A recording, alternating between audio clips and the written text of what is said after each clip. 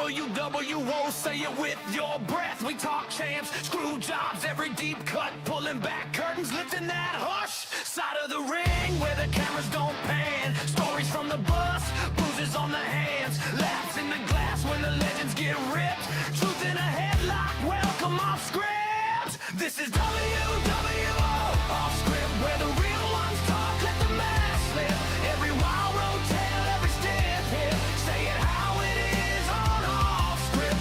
WWO Off Script, from the cheap seats up to the main shift. If you want that raw, come and tap in quick. Hit play right out with Off Script.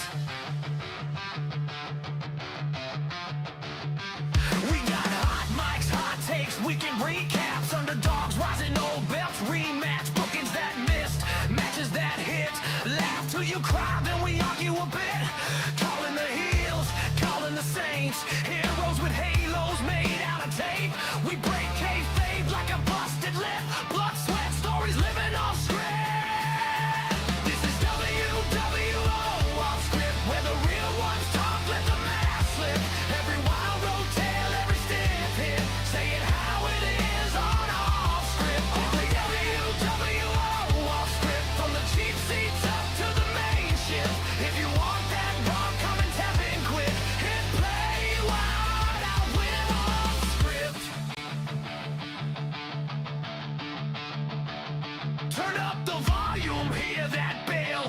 One more red, got tales to tell. In jokes flying, inside tips. Whole squad chanting Off Script, Off Script.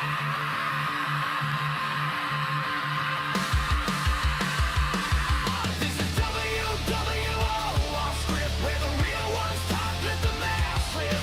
Every wild road tale, every stiff hit, say it how it is on Off Script. You let me know.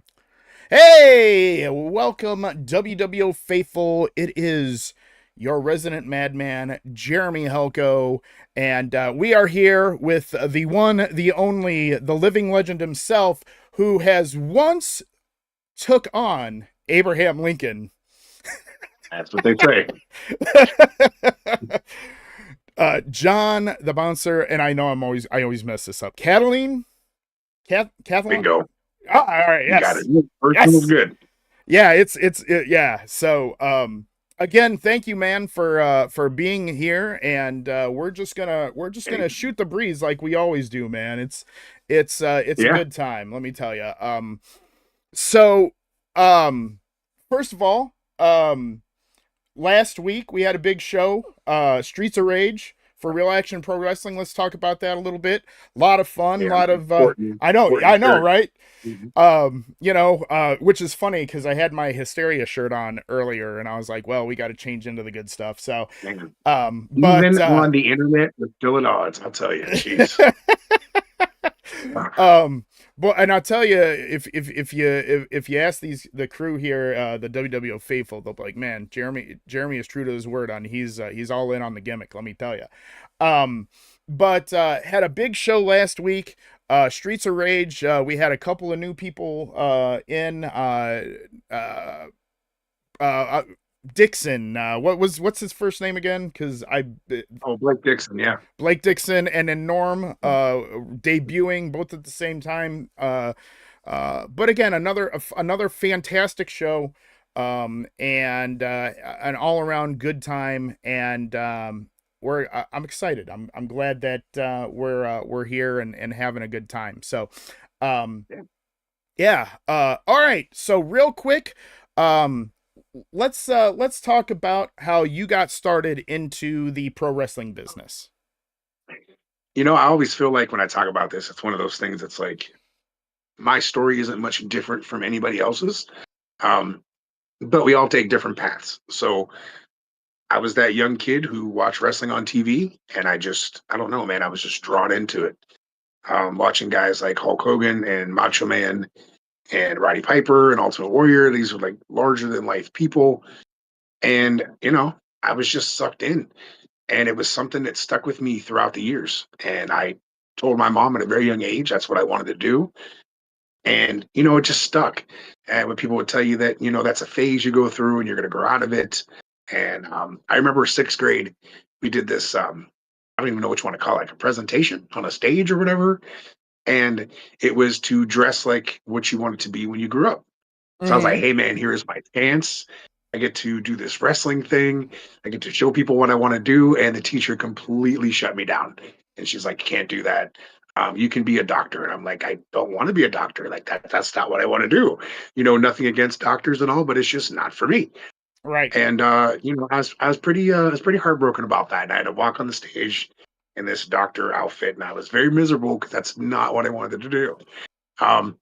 So like as I got older, my love for wrestling continued, and I'm gonna date myself here, but I went to my very first then WWF show in 1989. And man, just seeing those guys live was crazy. And then I went to my first independent show in '93. And the difference between WWE and independence was like you're watching these guys walk down the aisle with cops at the WWE show, and you can't even get near them. You go to this independent show, and you're standing 2 feet away from Sergeant Slaughter, and it's like, holy shit, this is a huge difference, right? Right. And I think that just that enhanced my love for it even more, seeing that more intimate setting of the independent wrestling as opposed to what you watch on TV. And in '96. Early '96, because I continued going to those shows, and they had a program out, and it said, we're doing training classes, and I was like, I have to go. And at the time, I was only 17, so my mom and dad had to sign for me. Right. And I was ballsy, man. I was very ballsy. He told me flat out, you can die doing this, and I'm like, give me those papers, man. I'm ready to sign them. Like I was young and dumb, man. My very first day, I walked into training, and I said, hit me with a chair. And he was like, are you sure? I said, yeah, hit me with a chair.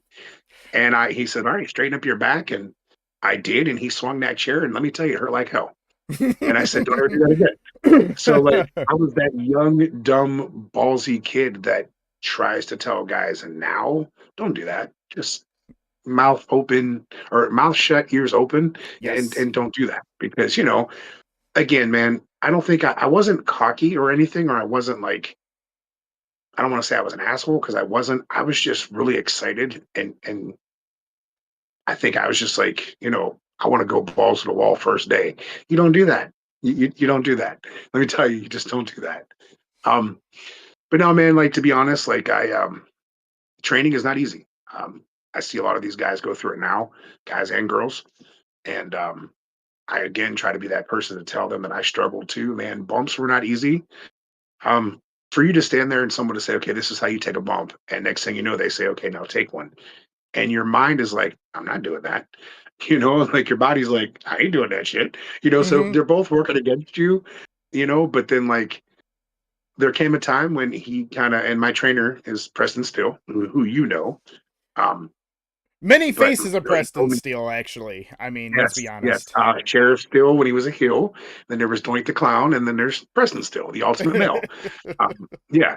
So we ran down all of his little whatever you want to call them. But there was a day that we were training, and he kind of like called me out in front of the class and told me that I was holding everybody else up. And again, this is where that young and dumb thing comes in. I got pissed and I quit. And I said, all right, that's cool. If I'm holding everybody back, then I quit. Again, young and dumb. Things that I wish I knew now, go back with that then, but you can't. So that was like maybe hypothetically a Thursday. And he called me that Sunday and he said, are you coming back on Monday? And I said, no, absolutely not. I was like, if I'm holding back the whole class, then what am I there for? And he said to me, I wouldn't get on you like that if I didn't think you could do it. And I thought to myself, this dude's had my money since day one. And I wasn't getting it back because his rule was if you complete an entire day of training, you can't get a refund because then he felt you already know stuff about the business. And he was an old, he's old school. So he feels like, okay, you already know enough per se that you're going to go out and whatever. And I thought to myself, all right, dude's already got my money. He didn't have to say that. So maybe I could do this stuff. And I swallowed my pride and went back. And best decision I ever made because honestly, had I have not, I wouldn't be doing this stuff today. So absolutely. Real quick, I'm sorry, I hate to cut you off. Welcome in, Monica. Welcome in, Trickster. We are live here with John the Bouncer Cataline, and we are talking first of all, how John got into the business. We got some other stuff we're going to talk about, but we're just kind of shooting a breeze here as we get into the meat and potatoes of what the topics are here today. Now, you said you were. When did you? Now, first of all, I know your mother very well. I love your mother to death. When you said, "Mom, this is what I want to do," here's the paperwork. What was her reaction? So my mom and dad both were super supportive of it. When I told her that, I was 4 years old when I said I wanted to be a wrestler. But let's be honest, she wasn't one of the people that said that to me, but other people had said that's just a phase and you'll grow out of it. So Right. they were both super supportive. We went to go meet. I think Preston had a show on that Saturday prior, and that Sunday we went to his office to go meet with him, and I was signing papers to start training that Monday. So Wow. not only did they sign for me, they actually paid. At the time, it was $1,500 to start training, and they paid for it too. So Wow. again, the young dumb kid that was like so gung ho about doing this, man, um, it was crazy. Like I remember when I got called into my guidance counselor office. I want to say it was either probably my junior year, we'll say, and Mm-hmm. he called me. He called me down to the office and he said, "What do you want to do when you get out of school?" And I said, "I want to be a wrestler." And he laughed in my face. I said, "Cool." And I think he saw I was serious and he said, "Well, what can I do to help you?" And I said, "You just did. Thank you for that extra motivation." Yeah. And I took that every time that someone kind of tried to cut you down, I took it as that extra motivation to prove that really to myself that I could do this. Right. Yeah, And again, that's absolutely. why I said, everybody's story I think is the same as far as that little kid that watched it and wanted to do it, but everybody's path is different Yeah. completely. Like I'm Yeah. sure yours was different than mine. Yeah, I'll tell you. What's funny is if you would have told an 18-year-old Jeremy Helko, hey kid, your mid-20s, you're gonna be involved in professional wrestling, I would have said, okay, whatever. Um, Right. and that's the thing. It's unique. I was going to Lorain County Community College. Of course, you and I both know that place very well. Was going to Lorain County Community College, hooked up with a gentleman by the name of Chris Haslage, said, hey, I want to do college radio, but I want to do a pro wrestling radio show. Talk about Mhm. what was going on, whatever. And he's like, hey, I got somebody I know that does professional wrestling. Let me give you his number. That guy was name was Jeff Traxler. You and I both know Jeff very well. Yes. Um, Yep. they did have a show last night at LCCC, but Mhm. so um, went there, sat front row, and was just enamored by the grittiness. Um, I don't know if I've ever told you this, but one of the first matches had the immaculate JDB, Oh wow. Christian Saint Yeah. being accompanied by shit-tastic Spiffy Styles.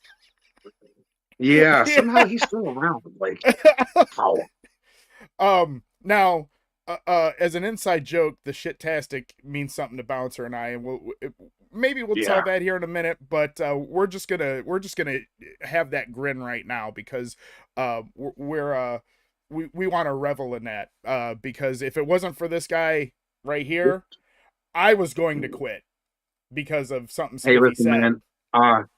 Real quick, I just want to shout out since you said Mega. I want to shout out Pastor CeeLo on winning the Mega title. Oh yes, I remember when he walked into RAPW for the very first time and was just, hey man, I want to learn. And I told him, like, unfortunately, we don't have a training center, but you're welcome to be a part of the show and we can work with you as much as we can while you're here. And to see him progress over those years and then win one of the biggest titles at that promotion, good for yeah, him, man. Happy to see that. absolutely.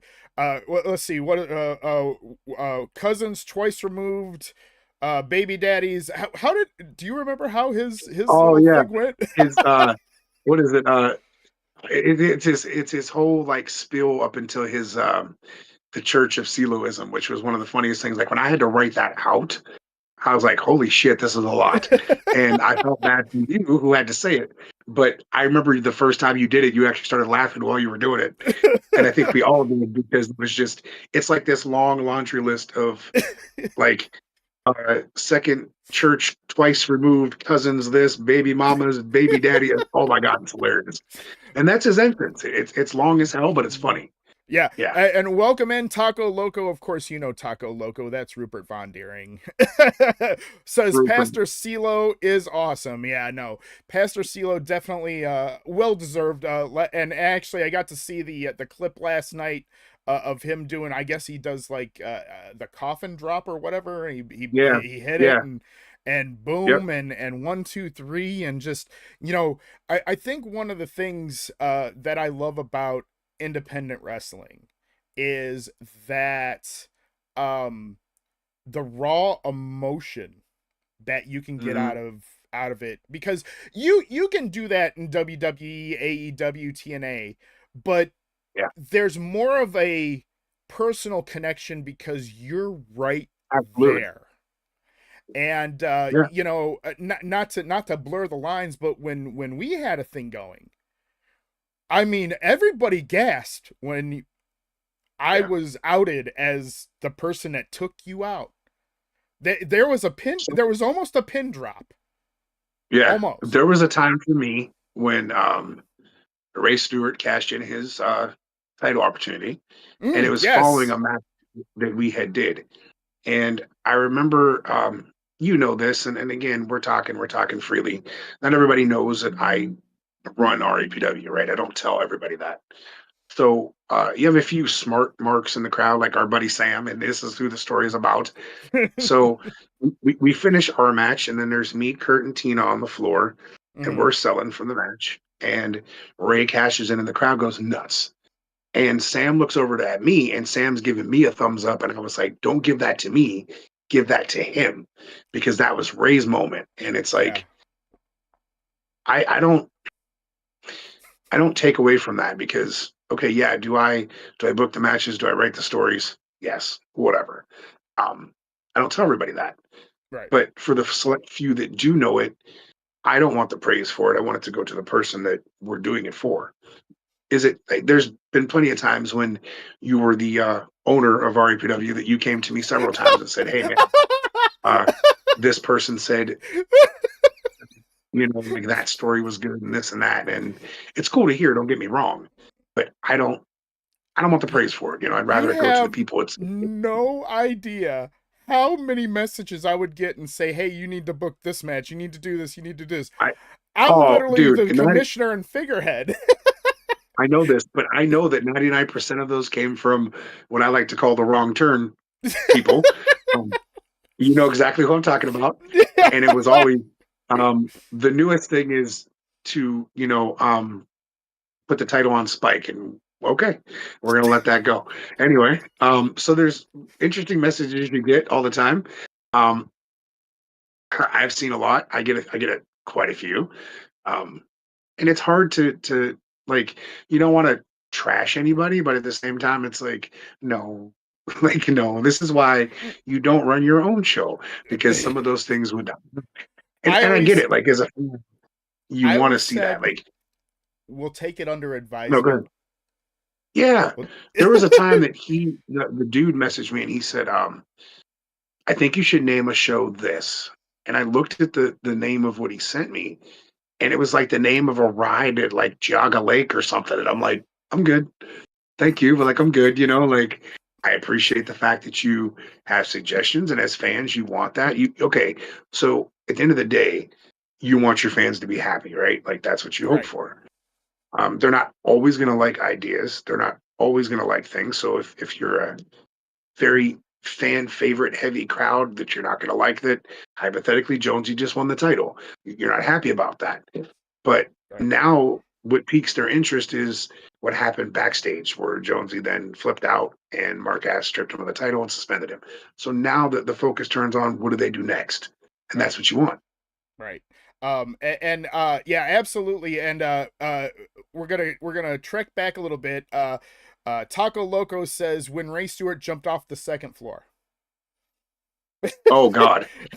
So what about him taking out his own mother?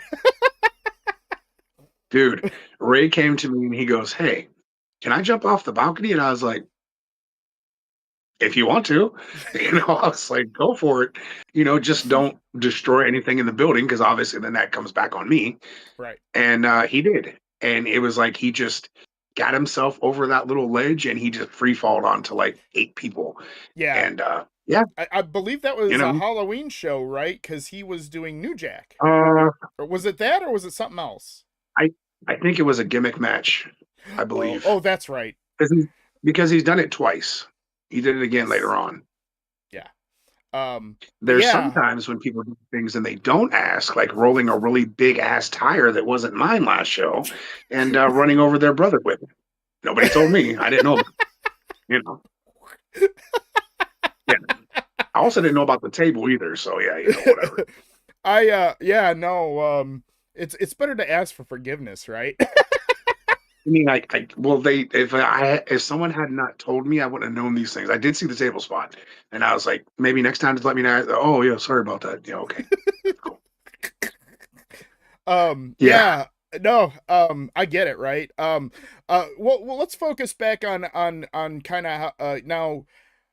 I know you do keep a book of what Mhm. you've done and everything. How many roughly how many promotions have you worked for? Oh, jeez, man, wow,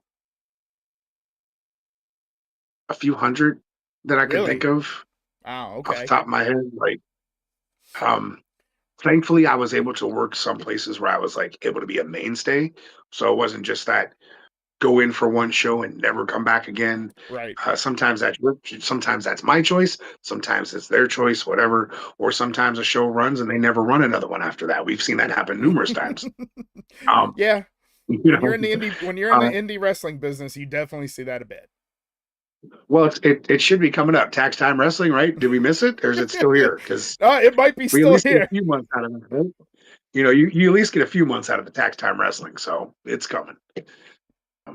Yeah, That table wasn't even gimmicked, is what Taco no, Loco. Oof. no, it was not because you could see when they hit it, you Yeah. could see the metal was still there. I was like, Oh, "You're lucky that did thing's it still there." bow? Oh man, good lord, that's Because it was a rough. thicker table too. So I don't know. Jimmy actually overshot it and hit Oh, more with his like lower half, but it still oh, broke. But yeah, yeah. That's the other thing too. You always got to be careful. Um, and I know we see it like on like TikTok and whatnot, but like um, what happens a lot of times is especially on like you see him overshoot and you're like, oh god, but you're like, it's unfortunate. Like the guy has had massive amounts of training, just didn't judge it right, and and that then things hurts. can That hurts. happen at the time. It sucks, but injuries happen, mistakes happen. It's not that a person, in most cases, it's not that a person is a bad wrestler or a bad worker. You can tell. You can definitely tell. Mistake or oh boy, that was not good because he doesn't know what he's doing. This is why we tell people don't try things on the day of a show. If you've never done it, today is not the day to do it. Work on something first and then try it out. That's why the Barberton shows were amazing. That's where we did all that crap at. Man, uh, talk about an experience. Like, yeah, the Barberton shows or something. I miss those, dude. I really do. Yeah, you and me both. Just because it was, even though Daddy Ricky may have hit a body or two, it was a nice little place to get stuff in that you Listen, normally wouldn't. when they said when he told me that his basement flooded, I was like, oh boy, what came up out of there? Because we know. I think we all know that there was some stuff floating down there. I don't want to know, but it was down there. Rupert says arc welding outlets. Like, so let me paint the Oh, picture for the people that have no clue what we're talking about. This was a oh, bar, um, and it was connected to a hotel. So you tell me if that doesn't give you psycho vibes right away. hmm Um, there was a time that we watched Daddy Ricky go through a door in the back, And then apparently he was over at the hotel. I don't know how he got there. I don't know if there's like an underground tunnel or what. And then next thing you know, I went out the door and he was at the front of the bar. And I'm like, how the hell did he get? So we all thought that Daddy Ricky would leave the bar, go dress up as his mom, and then do his things at the hotel, and then come back to the bar. So it was a whole psycho thing that for years we thought we had it figured out. So when we say that the basement flooded at the bar, we know there were some bodies down there somewhere. We know for sure. Oh, So wow. our stuff is upstairs, and we got the hell out. Rupert is bringing up some retro stuff. The wood stake, yeah. When somebody had a wood stake to try to kill Crowley. Not the Crowley we know. So, yeah, no, this is a Crowley before the Crowley that we all like, the Crowley we don't like. So anyway, this goof, well, this is my fault. I took two dudes. I'm sorry if they hear this. I'm just being honest. I took two dudes with no teeth, and we made up a vampire group. Go ahead and soak that in for a second. Take it up. Go ahead. And there was one night that we're wrestling them. I forget who my partner was, or it might have just been a one-on-one. I don't even remember. And next thing you know, I was like, how do you kill a vampire? And they were like, you need a stake. And don't ask me how or why, but the waitress that was working the bar that night. The bartender had a stake in her car. She pulled a wooden stake out from the bar and handed it to me, and I went in to take him out. And that was the funniest thing ever. There's a picture of it floating around somewhere. Oh my gosh. Yeah. I tell you, and that's the beautiful thing about indie wrestling again, is that you know, you get to do this wild and crazy stuff you don't really see at a WWE, a AEW, TNA, stuff like that. Now, you know, as we talk about indie wrestling and whatnot, what is your now, this is you not being an owner of RAPW. Think of this as just being a pro wrestler, right? What is your favorite thing about indie wrestling? Oh man. So I think from when I went to my very first one, it was just that intimate setting where you can, as a fan, you can be like so close to the action. Now, sometimes that's not the greatest thing because people get a little goofy sometimes, and we know that, we've seen it. But for your normal casual fan that just enjoys the show, you get that chance to like walk up and just meet these guys and, you know, have conversations with them, take pictures with them, get autographs, whatever. It's I don't know, man. You go to like the bigger stuff and you can't get close to anybody. It kind of takes the fun out of it, I guess, because as a fan, you want to meet these people. Or sometimes people go too far and they're waiting outside of hotels, or they walk into a restaurant and they bother people, you know. And I don't know, man. Like WrestleMania 42 this year, man. Oh, woo. Absolutely, man. Like I know for me, my very first time, like my very first show. Well, not my very first. Yeah, actually, it was. Sorry, I backtrack. My very first show. I felt like I did nothing. Like I don't mean that in a way as like I felt like I was a nobody. And there was a kid that walked up, and he was kind of standing a little bit away from me, and he said, you know, how much to take a picture with you? And I turned around like, who are you talking to, me? And I was like, nothing, just come take the picture. Like I didn't believe that people wanted to take pictures with me or get these autographs and stuff because I felt like I was just this nobody. Yeah. But it's a really cool feeling to have people come up and do that and stuff, man. Like I don't even know how to explain it. It's just one of the coolest things that like when I see guys that don't appreciate it as much, it kind of hurts your feelings because I feel like that's the experience you want, as opposed to a fan can walk up and punch you in the face if they don't like you. Let's be honest, at an indie show, they're going to get that shot in before someone gets to them, you know? Right. But I don't think some people don't appreciate the fact that fans actually do give a shit, and they come over and they genuinely do want to know like how your day was and what's going on in life. I've been getting that a lot lately as a manager. That transition, it was night and day, dude. Like, I mean, people want, you know, well, our super fans always, hey, let me take a, you know, Tiffany and what's his name? Rocky. Yeah. Yeah, Rocky and Tiffany. I love those too. And let's take a picture, let's take a selfie, whatever. But now it's wild. I again, we'll talk a little bit about that later because I want the super focus on more you instead of me, because everybody knows my history here in WWO. But Oh, by the way, everybody who's tuned on in, if you do have questions, you're more than welcome to ask. We'll try to integrate these in as we go, but if you don't hear your question, don't worry. We're saving them. We'll have a time. Yeah, it is really wild, and I know you and I had conversations with it. It is literally wild to me that everything has been blowing up in a very good sense with the transformation of myself. And I remember having this conversation. And I'm going to tell this story because I love telling it because it's really truly amazing. So you and I had talked about, hey, I'm going to get you turned heel, and I'm like, dude, I don't think that'll work. And you're like, why is that? And I was like, dude, I said I'm disabled. I get the sympathy card. And you're like, I got an idea. And son of a bitch did it work, because when all was revealed, holy crap, people hated. I had somebody break down in tears, and I had to Kathy, Lionheart's youngest step daughter, Yeah, I got you. just started bawling. Tears, just crocodile tears running down her face. So, and of course she's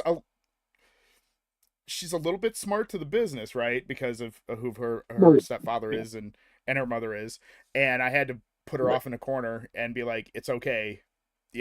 She calmed down, but boy, she was just, oh my gosh, dude, it crushed her. Man, listen, like, sometimes you never know what you come up with an idea and you never know if it's really going to work or how it's going to work sometimes, but you map it out. Or at least I do. I try to. We've talked. You already know about this. Oh yeah. We put so much into that. And the funny thing is, like, for me, when you put all that thought and everything into a storyline and then it ends, you're like, well, man, that sucks because you hate to see it end. But then the fun part is continuing it over and doing new things with it. So, and that's what we've been doing for the past 2 years. Well, actually longer than that, but it's just been these continuous stories, man. I feel like we've had like with everything going on, it's been about a 5-year storyline. I mean, if you combine everything, it's truly nuts, and I love it because everybody always, oh no, there's no such thing as long-term storytelling. Yeah, there is. Look at this. And the saddest part about that is, man, like, this as much as I do. No matter what you do, what promotion you work for, what promotion you run, what have you, whatever, people are always going to run their mouth and say this and say that. But if people really like paid attention, they would see that we really are telling these stories. Like, we're really putting in time and effort into this stuff. Yeah. Yeah, absolutely. Like, and that's the beautiful thing about indie wrestling. Pretty much the sky's the limit. And we've seen that to be true. Um, you know, uh, Not only stuff with and again, we're talking about Real Action Pro Wrestling, which John and I are both a part of. And this isn't every indie promotion, and also for the people that are watching that are WWO. The cool thing about talking about this is one of the things that I always tell people is we try to run it like an independent professional wrestling business, because it's easier that way. Hey, you know, um, you know, here's your, here's the deadline for you get your promos in, and this, that, and the other. And we have storylines, and we manipulate WWE 2K25, now 26, into making it what we want, even though sometimes we'll have to record a match 4 or 5 times because it doesn't like to, but that's yeah, let's not get started on that because whatever, 2K. But I feel like, especially talking about this with you, people are starting, WWO superstars will understand, okay, this is why Jeremy does this or says this or brings this to our attention, because honestly, when you hear us talk the talk here, they're gonna be like, oh, okay, that's familiar. So yeah, now let's tell you what, let's take a look at the run sheet, because Let I'm me not just say one thing real quick. sure. I want to backtrack on something real fast. Like, Sure. I think when you're telling stories in independence, it's a little bit harder because you run a monthly show, right? Right. So your WWE, you've got Monday Night Raw, you've got SmackDown, you've got NXT, and they can easily integrate these stories into anywhere they want to. So they've got 3, 4, 5, 6, 7, 8 hours of TV a week, where we have 3 hours a month.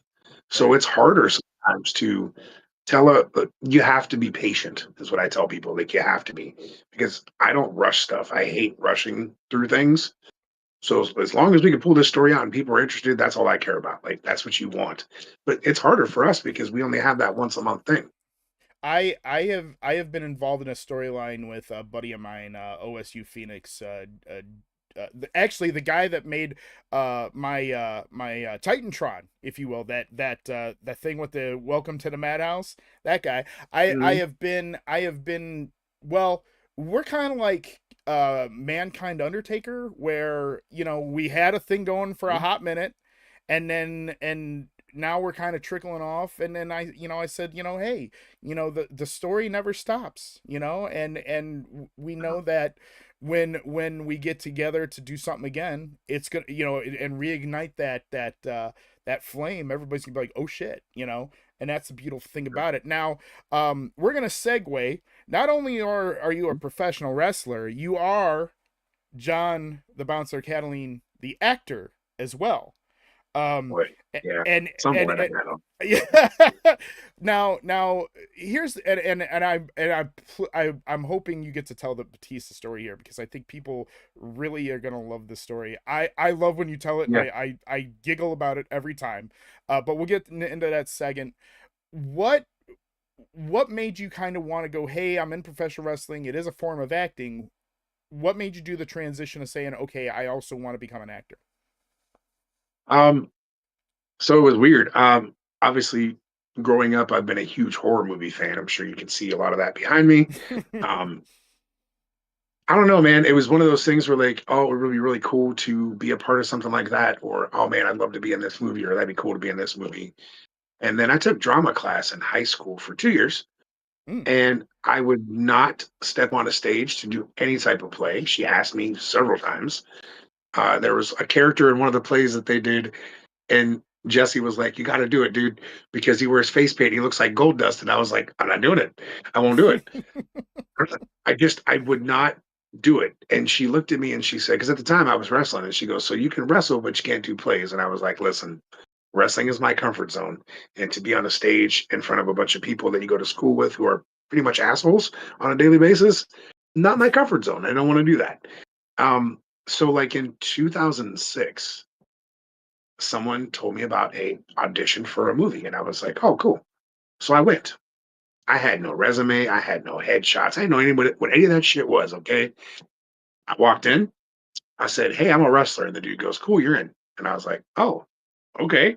So I go to this abandoned hospital in some cases, because there's some parts of it were still functionable and some parts weren't. And they said, "Okay, cool." And the first time I walk in the first night, and he says, "Hey, how would you feel about being shot?" I was like, yeah, let's go." So he's like, "Let me go take care of everything and I'll come back to you." So I'm just sitting there waiting. And he comes back and he goes, "Okay, unfortunately, we can't shoot you because we don't have the proper insurance. So we're gonna do this. You're gonna be this orderly in this like insane asylum." I was like, "Okay." So they gave me the orderly costume, and we sat for hours.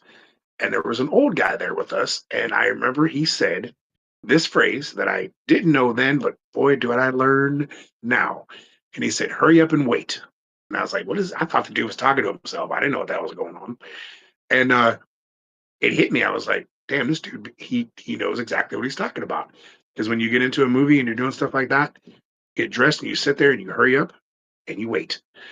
And I watched people drop like flies, man. They were just leaving, and people were like, it's like 3 o'clock in the morning. They're like, "I'm not staying here any longer." And people just leaving left and right.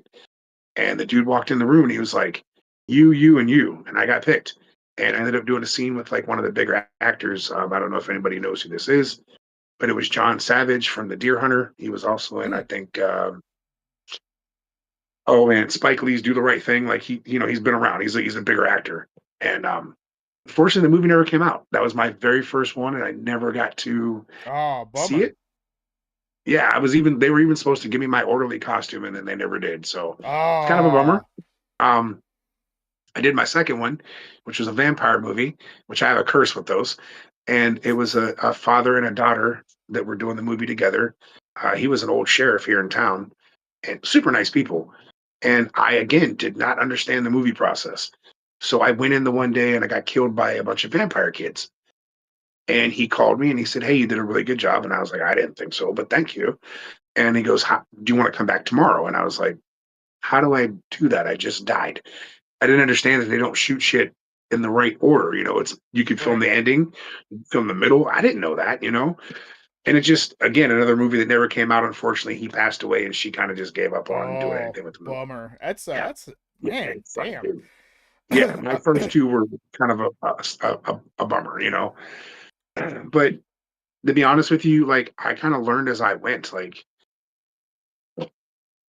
I got past that being weird around the camera. Like, let's be honest, man. Someone shows a camera in your face and it says, "Hey, do this," and you're like, "No, I'm good." Like it's an awkward thing. I've always said that if you know me personally, and I'm doing a movie with you, you're gonna get me full on. You know how I am. Let's be honest. You've been around me long enough, 20 plus years. If I don't know you and I'm not comfortable with you, you're not going to get full on me until I get comfortable around you. And sometimes that's still how it is with me. Like I just don't. And I know that's not what some people are looking for. They want you to turn it on and turn it off as quick as you possibly can. But I can always do that with certain people. Um, Luckily, I've been like, I don't use the word a lot, but I'll say blessed with like opportunities to do some really cool stuff. And somehow I don't even know why. Like I enjoy the hell out of it, man. It's been Yeah. fun. Um, Uh, you know, let's talk about how you and I know Matthew Mark Hunter, mhm. and actually, I believe you and I will be seeing our each other twice this month Yeah. because Are you coming not out for that? I am. I've been asked to come Good. out, Good. and he also bought a T-shirt of mine. I was like, holy smokes! I got this. I checked my phone. I go, why did I get this update? And it's like, oh crap, he bought a T-shirt. And then he goes, hey man, can I wear this for shoots? And I was like, you do not have to ask me. Please do so. He But Matt's a good kid, man. yeah, absolutely. And we got to be a chance to be in a horror movie where I actually got to be a ring announcer. Um, Yeah. and let me tell you how it's a small part, but I'm still in the credits. So like that's really cool to Yeah, me. it's cool too because that was filmed at one of our shows, so that was super Yes. cool, man. Yeah, it was for Halloween, right? If I remember right. Yeah. Yeah. Yeah, and let me tell you, I've been in some voiceovers. It's kind of weird. Mhm. I forget to tell people. Yeah, I've literally been credited for voiceover work for horror movies and stuff that you've done Yeah. as Cowboy Jim. We'll talk about Yeah. him later because Cowboy Jim Yeah. is definitely Um, something that again, it's one of those things that uh you do as a joke and then all of a sudden it became a thing, yeah. right? And Yeah. That's and it. everybody Yeah. loves Cowboy Jim and Cousin Slim. Let me tell you. But yeah, it's very cool just to kind of do that and it's unique, right? To be in that Very. position. And I love it. And I can't wait because honestly, I think that's going to be a lot of fun. I'm hoping to get some really good interviews. We're gonna bring out the little interviewer there and go around and hopefully bring back Conversation Corner because if you remember one of the first Conversation Corners I did was this gentleman over here and let me tell you it ended up being a 3 hour bullshit fest and I Yeah. had to cut it It up into lasted what, eight like 6 weeks. weeks? Yeah. I was 8. Like 8 weeks. Yeah, it was like 2 months. 2 months. Yeah. He, he's on the camera every month. Yeah, he is. But yeah, it, it's exciting what we get to do, and Oh man, even for sure. doing the horror corner stuff on my radio show and whatnot. Hmm. Like it is a lot of fun. I always enjoy that. Now let's talk a little bit now. I don't remember. I know you and I have chatted about this before, but you ended up becoming the stunt coordinator for a movie, right? For a couple actually, because well, Okay. I attribute wrestling as like my segue into acting. And you said that too, like, we're doing this wrestling, so it's kind of the similar. So that kind of like, oh, he's a wrestler, he can help us do a fight scene. He knows how to like punch someone and not really punch them if we need to. It's all camera angles. And I kind of got placed into that. It's been fun for the most part, and sometimes not so much fun. Certain people, depending on who you're working with. Um, but to give you a story about Matt, real quick, funny story was we did a movie together called The Barn Part Two, Mm-hmm. and we were in this like drive-in setting. So we were inside, like the concession part, and I was like a '70s type with a really big afro zombie. And Okay. I went out and did, and we were there for hours. And the funny thing was, like, talked to a few people, didn't really know anybody. This was out in PA. So I went out, did that, what have you, whatever. And a while later down the road, I found Matt on Facebook, and he put out a thing about like doing this short. So it was like a stories, like an anthology. And I was like, yeah, man, I'm 100% in. And he was like, I think I know you from somewhere. And I'm like, I don't know. And he was like, did you film for the barn too out at the drive-in? And I was like, yeah. He was like, oh, I was the clown zombie. And I'm like, I didn't realize it was him, right? So funny thing is we become friends and we kind of start working together. And then down the road, the barn two comes out. And damn if like the one scene we're not standing right next to each other. Had no idea who he was. And it was just funny that it worked out, I love those types of stories where you're just like, oh shit, Yeah, like. I had no clue, man. Like he's like, I think I saw you there, and I'm like, oh man, I honestly, people were dressed in so many different things, man. There was like some punk rock zombies. There was me doing my thing. He was the clown. I don't remember anybody else off the top of my head, but like he was standing right next to me, and I'm like, well, I'll be damned. I guess we were like right there and didn't even know each other. So it's Wow. kind of cool.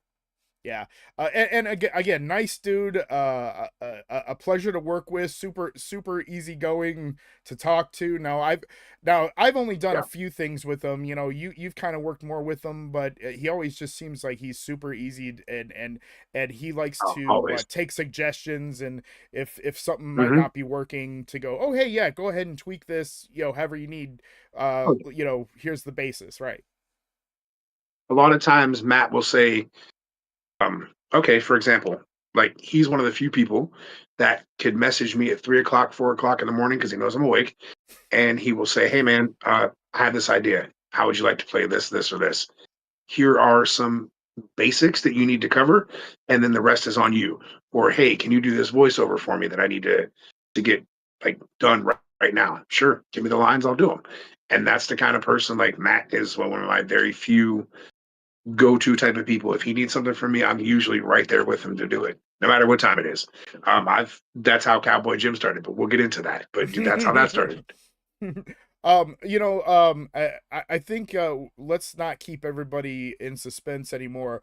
Let's talk Oh, about the famous Mansfield oh, jeez. fun time when you actually got to well, first of all, the film was with Sylvester Stallone and Dave Bautista, but you had Yeah. a very fun interaction with Bautista. Go ahead and tell the people in YouTube and Twitch Um, your fun story here.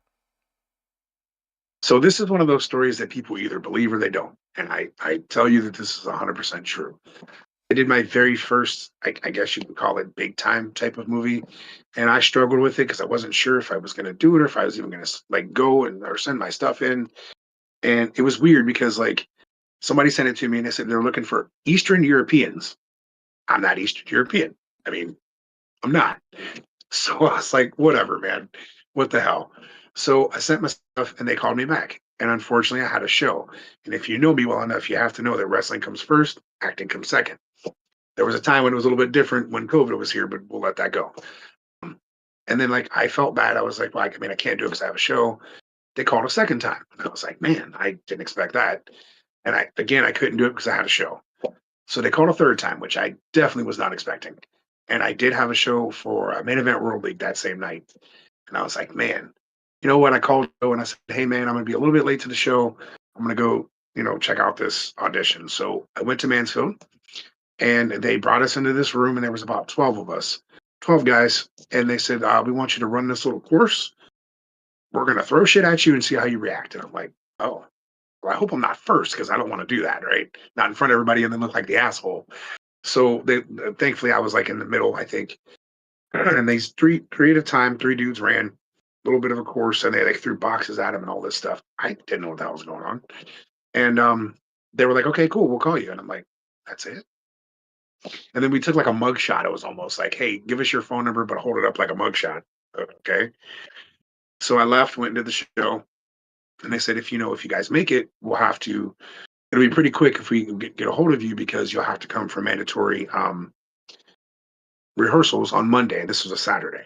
So I'm checking my email to see if anything came through. Nothing that night. And I was like, well, I mean, I guess maybe I didn't make it. Sunday around like noon, I got a phone call and they said, hey, we want you if you want to do it. We need you here tomorrow. And I'm like, oh, well, shit. Okay. So we go that Monday to Mansfield Prison, where some of you may know about Shawshank. I go into this place, never being here a day of my life. And, we're running through all this like different scene stuff that we're going to be doing numerous times over. And it's just us, like, we're basically just extras. So it's just us extras. And the director gives us the whole, like, you guys are important to the scene, important to the movie thing. And we're like, okay, whatever. Bullshit, basically. We know what we're there for. And, he's like, when you guys come back next week, it's going to be this, and Batista will be here. And I was like, oh, damn, we're going to see him with Batista. That's cool, right?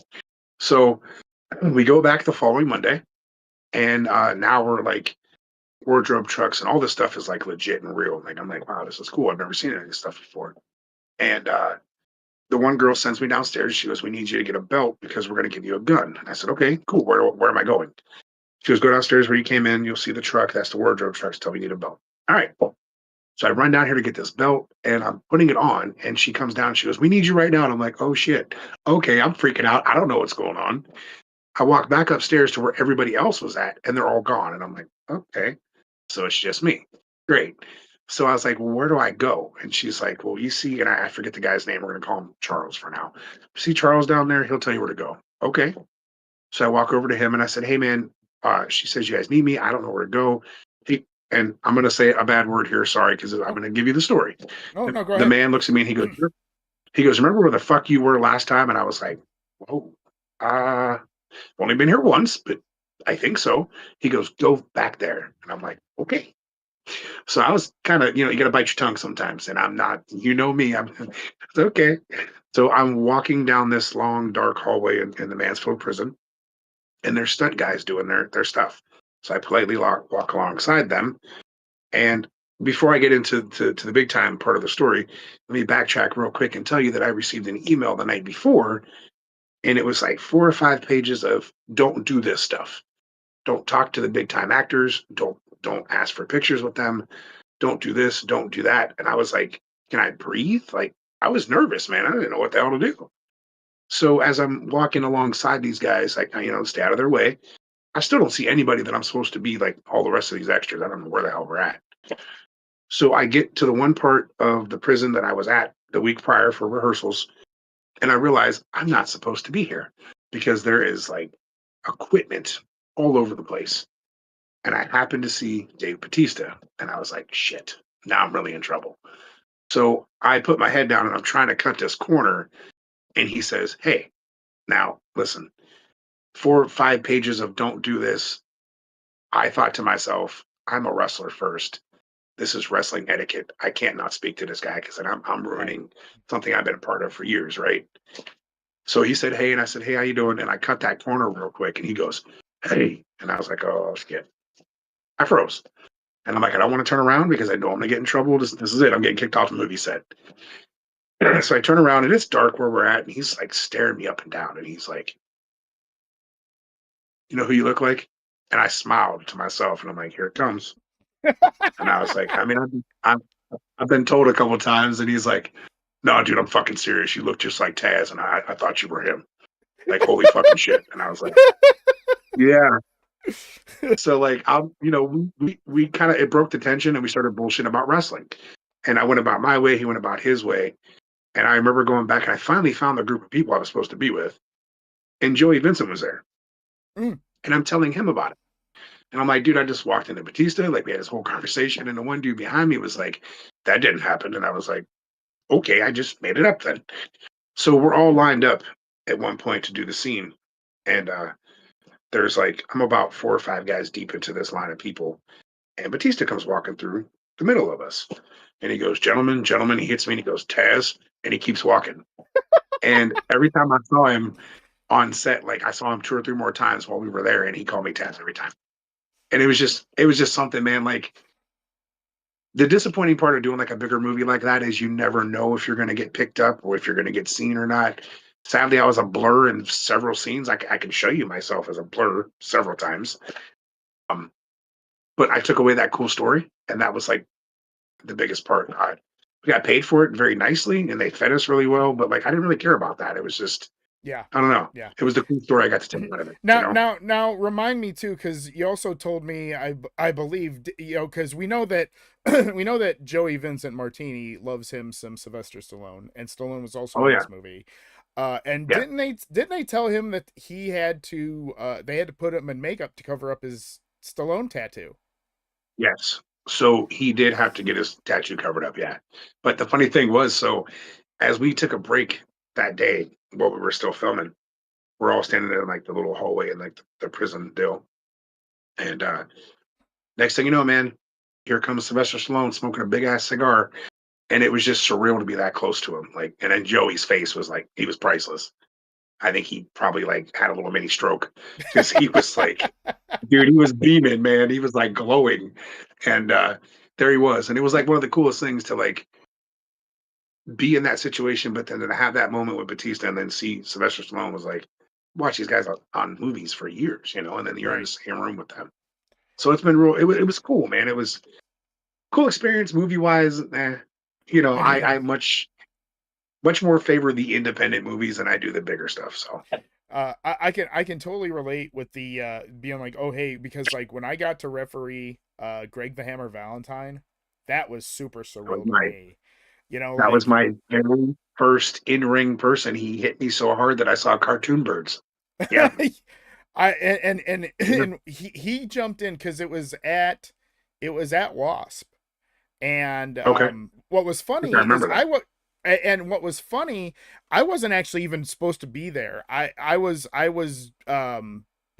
booked, and it wasn't because of anything. It was just I wasn't booked, and I was I was exhausted and tired and relaxing, and I get a phone call from Traxler. He goes, "Are you doing anything important?" I said, "No, I'm at home." He goes, "Dude, get here now." He goes, "We need you." Because apparently everybody is looking at all the referees and are like, no, the only person that could really do this is Hand. Acknowledge me. Oh, who are we acknowledging? Welcome on in. AJ the God, thank you for following us. Appreciate you for hanging out with us. We are here with John DeMonster Cataline. We're talking a little off script. We're talking pro wrestling. We're going to be talking some promos here in a minute, and we're going to be talking road stories. Oh boy, you guys are in for a treat with that. I feel like Mama Bouncer is actually going to end up being a part of the story too. We digress. So I get there, and Joey the Snake was there, and he's like, well, you got Maine. And I go, yeah. I said, that's what I heard. You know, and he goes, no, he goes, out of all of us, we definitely need you to do this. And I was like, okay, I just wanted to make sure that you know, I'm not superstarring y'all and saying I need to do this. And they're like, no, you have the most experience of all of us, and you know, this definitely needs to be you. And let me tell you, when you have a question, absolutely give us 1 second to finish that, and we'll get right to it. We'll finish this up. So we go there. Hi, I'm Jeremy. I'm gonna be the okay, great. Da da da da. Nicest dude ever. Like seriously, nicest dude ever. And he got in, Nice and I until you had see him sitting butt ass naked in a chair with his white ass. he got in the ring, and I went to hold him back, and he was pushing back, and he almost broke my back just because of trying to hold him back because he was still just Yeah, there. big boy. It was Yeah. oh, he's Yeah. still big boy, but yeah. AJ, yes, if you have a question, please go ahead and ask it. We're shooting a breeze here, having a good time. Who would win, Prime, Bloodline, or the NWO? Oh boy. Well, I mean, Mm. if we're thinking Mm. if it's a gang warfare, then NWO, because NWO had like 101 members. Yeah. I mean, you can look at it in two different ways. If you're looking at it in a wrestling standpoint of like Roman Reigns and his bloodline against the NWO as far as wrestling wise, Mm-hmm. you'd have to go with the bloodline. But if you're looking at it storyline wise, and you're looking at it, what made the bigger impact? NWO 100%. Yeah, absolutely. It's I'll say this: the whole Samoan dynasty thing and the family tree, the that whole Yeah. thing. It is truly amazing. And what's even funnier, Yeah. really, honestly, is when you look at like all the Samoans are literally like somehow related to each other, and you're like, whoa, Yeah. that just Dude, freaks me out. when we are dead and gone, like there will still be Samoans coming out of the woodwork in wrestling. Like they're just never, it's never going to stop. Yeah, and that's like I was telling somebody the other day. Go 20 years from now, people are going to woo at a pro wrestling show, and somebody's going to go, "Why do we do that?" And somebody's going, you know. Yeah. So, have you seen Friday Night SmackDown? I have not, because I was busy doing a lot of other stuff for other pro wrestling things. So I had not had a chance to check it out myself. And actually I think maybe that's kind of a good segue, as we talk about promos and whatnot. As one of the things that we do here at WWO is of course, we talked about this earlier, is we run it just like, we call it virtual independent wrestling, right? So we do the promos just like we do at RAPW. We do storylines. We run it like a business, like a pro wrestling business. Now, being that you are in acting and whatnot, and you've done some, you've also done a little bit of directing as well, right? Mm-hmm. Okay. One of the things I always notice is that, especially when it comes to promos, you especially, and storylines that are at Real Action Pro Wrestling, you definitely have a vision on Mm-hmm. multiple storylines, and I got to give it up to you, because you definitely sit there and go, okay, how am I going to map this out? How do we do this? And you literally have 6 months to a year done, Mm-hmm. 9 times out of 10 by January 1. And we'll And also look to throw in that I keep a backup plan and then a backup plan for my backup plan, because you never know what's going to happen. oh yeah, card subject to change, right? Yeah. So when you think about, and I can actually, and I could definitely bounce this off of you, because you and I work together. What do you think goes into creating magic in a good promo? All right. So I may be the wrong person to ask this, only because you see how I kind of operate with stuff. So, like, I know that a lot of trainers, promoters, whatever, bookers will sometimes beat into your head that the average promo has to say, hypothetically, Friday night, Saturday, or Saturday night, uh, May 3rd, at the so and so place at this amount of time. And I feel like that is what the flyer is for. And let's be honest, people's attention span is not very good these days. Right. So if you waste 30 to 45 seconds of telling the people what they could see on the flyer or what is written along with a write-up, they've already swiped past and they're not going to pay attention to it. So I feel like if that's what's embedded into your head, then you got to do what you got to do, I guess. But for me, I'm very animated with it. I will run the promo down for you and play your parts and show you what I need from a promo. Um, does everybody like it? Probably not. Do most people get pissed at me for that? Probably so. But I feel like I'll give you an example. I was at a promotion one time, which you probably will remember, Marlowe's Magnum Pro in Yeah, Ashtabula.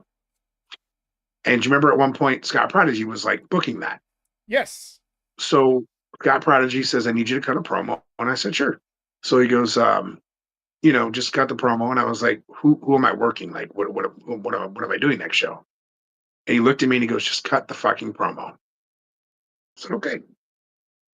So he turns the camera on and I was a complete asshole. And I said, okay.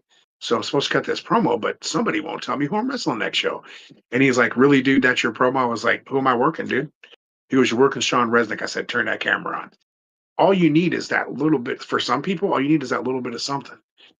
Some people can leave the ring and immediately go right back and cut a promo. Let me explain. WWE, they have scripts for the most part. Your promos are scripted. They seem to kind of be shying away from that in some cases, but they also still use it. On an independent level, unless it's somebody that, and I don't want to say that you don't trust them, but someone you want to give that extra help to, you may write out a little bit of something and say, you don't have to say this verbatim, but kind of just, this is your key points. For the stuff in the back, it's more or less just me running through and saying, all right, man, I need you to stand this way because if there's 5 people in this promo, we can't have you standing here and you blocking that person. So we need you to stagger a little bit so we can see both of you. And it's stuff like that. Or in a way that you deliver something. Like, I love Jimmy to death. But there was when Jonesy turned on Jimmy, he immediately wanted to be angry. And I said, no, dude, I need you to sit there and like be sad. This is your brother, like your legit real life brother that just turned on you in front of everybody. Right. We build up to that anger. We now have to be sad first because that's your family that just turned their back on you. And he looked me dead in the face and he goes, I'm not fucking doing that. And I said, Jimmy, dude, I need you to be sad right now. Like, that's what I need from you. I need you to play this role and we'll work up into that anger. And as you can see, we're finally getting to it after what happened last show. Which by Some the people are way, I difficult, saw some that. people are not. I saw that, and I see it, and I was like, "Oh shit!" Very Yeah. good. That's very good. That promo that we did with Jimmy back when when we finally got him to do it, he dropped an F-bomb in the promo, and I let it slide because I felt like it fit the emotional. Yeah, and that's exactly why I said, "Hey, we apologize for the word used, but we're going to let this run as raw as possible," because I felt like it really made sense. Mm-hmm. We do drop F-bombs in promos, but we bleep them out for the most part. And I only do it when it really, really, really makes sense. I'm not just going to say, oh, hey, I'm going to kick your fucking ass. And that to me is useless. It's more or less when you really want something to look real, that's when I feel like a person starts to swear and just lets everything out. Yeah. And that's when you could do that. And then you kind of, you bleep it out to keep that emotion there, but you want people to see that this is legit. I'm really ready to rip this dude's head off, and sometimes that doesn't come across if, like, hypothetically, you're like the black comedian that talks about the white guy voice, like, I'm just very perturbed and I'm going to kick your butt. That doesn't come across as, something that's believable that you're going to do that, So, like, I don't know, man. Promos I feel like, and I've told you this before, we've had this discussion, but I feel like they're hugely important. When you are running monthly, you have a span of 4 to 5 weeks between shows. So we will get as many promos. Not everything has to have a promo, but I also am the kind of person where to say, if this match doesn't necessarily have a storyline, if we make a promo out of it, we can make it make sense. And we'll throw in stuff like that too. But in that 4 to 5 week span, you want to put stuff out for your audience so they're not just sitting there looking at a blank page, or you're not just posting a match saying, hey, it's Bouncer versus Levi. Why are they wrestling? What is the Right. problem? What is their issue? What's going on? And we're Yeah. going to tell you that through a video. And if it's not a promo, there's going to be a complete write up that's going to tell you everything you need to know. So if you are a casual fan that is strolling in for the first time, you would walk into that show and go, damn, I pretty much understand what they're doing. And I've never been here before because we're giving you that. I actually had somebody come to a show, I think 2 years ago. They had never been to one before. And they were like, it's very easy to follow because you give us all of that. And I took Yeah. that as a nice compliment, you know, Oh, like absolutely. not, Absolutely. not everybody can do that. I mean, dude, you've seen it. You've seen promos. I'll use him for an example, and I won't even drop his name because he's not even worth it at this point. Um, had Spike come up to me and say, "Hey, man, can you help this guy cut a promo?" I said, "Sure." I'm always open to helping people. Sometimes I don't look very approachable, but I promise you I am, and I'm actually nice for the most part. Jeremy can tell you that, or he'll just laugh. Either way. Um, but see, I knew it was coming. So he comes up to me and he says, "Hey, man, can you help me cut this promo?" And I walk outside, and there's this dude in a mask that is too big for his face. And it's like one of those generic, like white mask with like the weird, like just random black, like, I don't know, like an old Mexican looking mask. He's in a white and black singlet and a cape. And I'm like, what in the hell am I looking at right now? So I said, okay, dude, um, turn your back to the camera. And when you turn around, tell me who you are. Sell me on who you are. And he turned around and he said, Saturday, September 1st at the so and so club at such and such a time. Tickets are on sale. I said, nope, that's what the flyer's for. This is what I was talking about earlier. And I'm like, dude, no.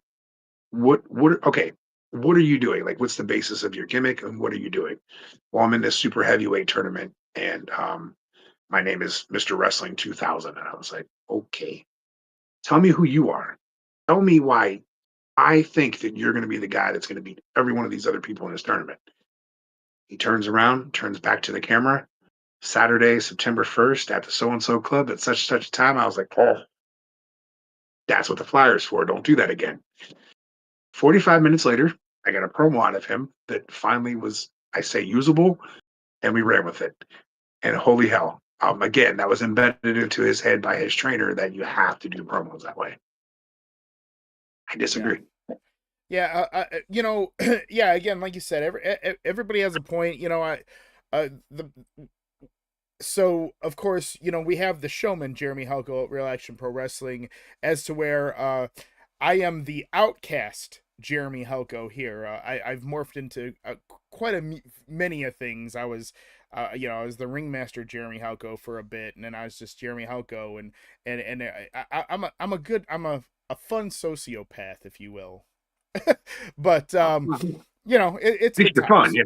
Yeah, you get something different of me every time. But so you know, the thing that I always try to convey to people is, hey, when we do this, first of all,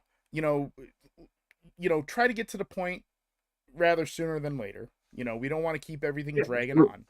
Um, Right. At first we said, okay, 5 minutes, and then we've kind of tweaked it. We're like, you could probably get to the point of the issue about 3 minutes, and I'll give this to the WWO roster. They have done a fantastic job of getting to the point we've gotten there. And when I first started doing this, because when I first started doing this, I was a part of another group which morphed into WWO, and it was promo versus promo, and that's how you would win your match.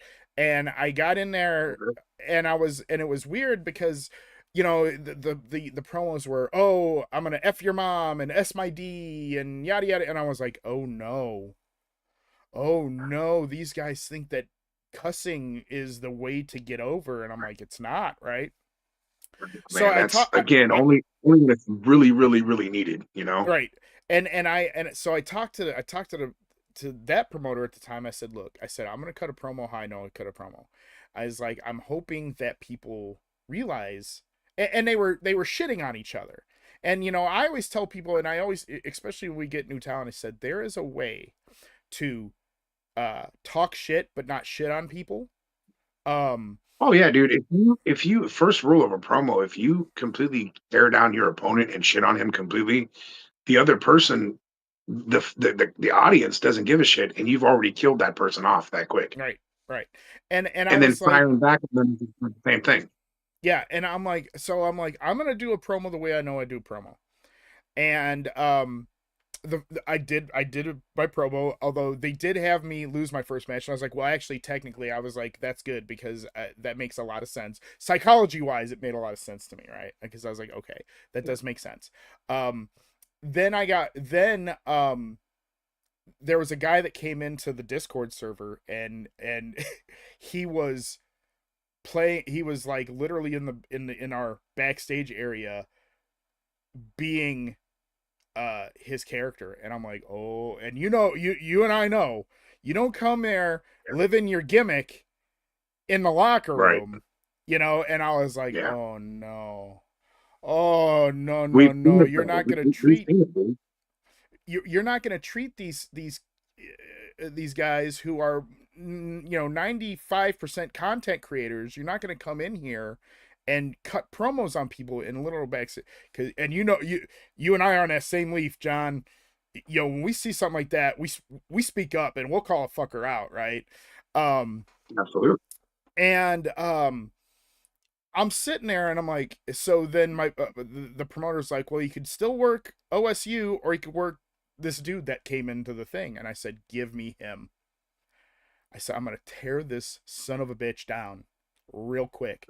So I took I watched his promo 8 times, and he's like, oh, this, that, and the other.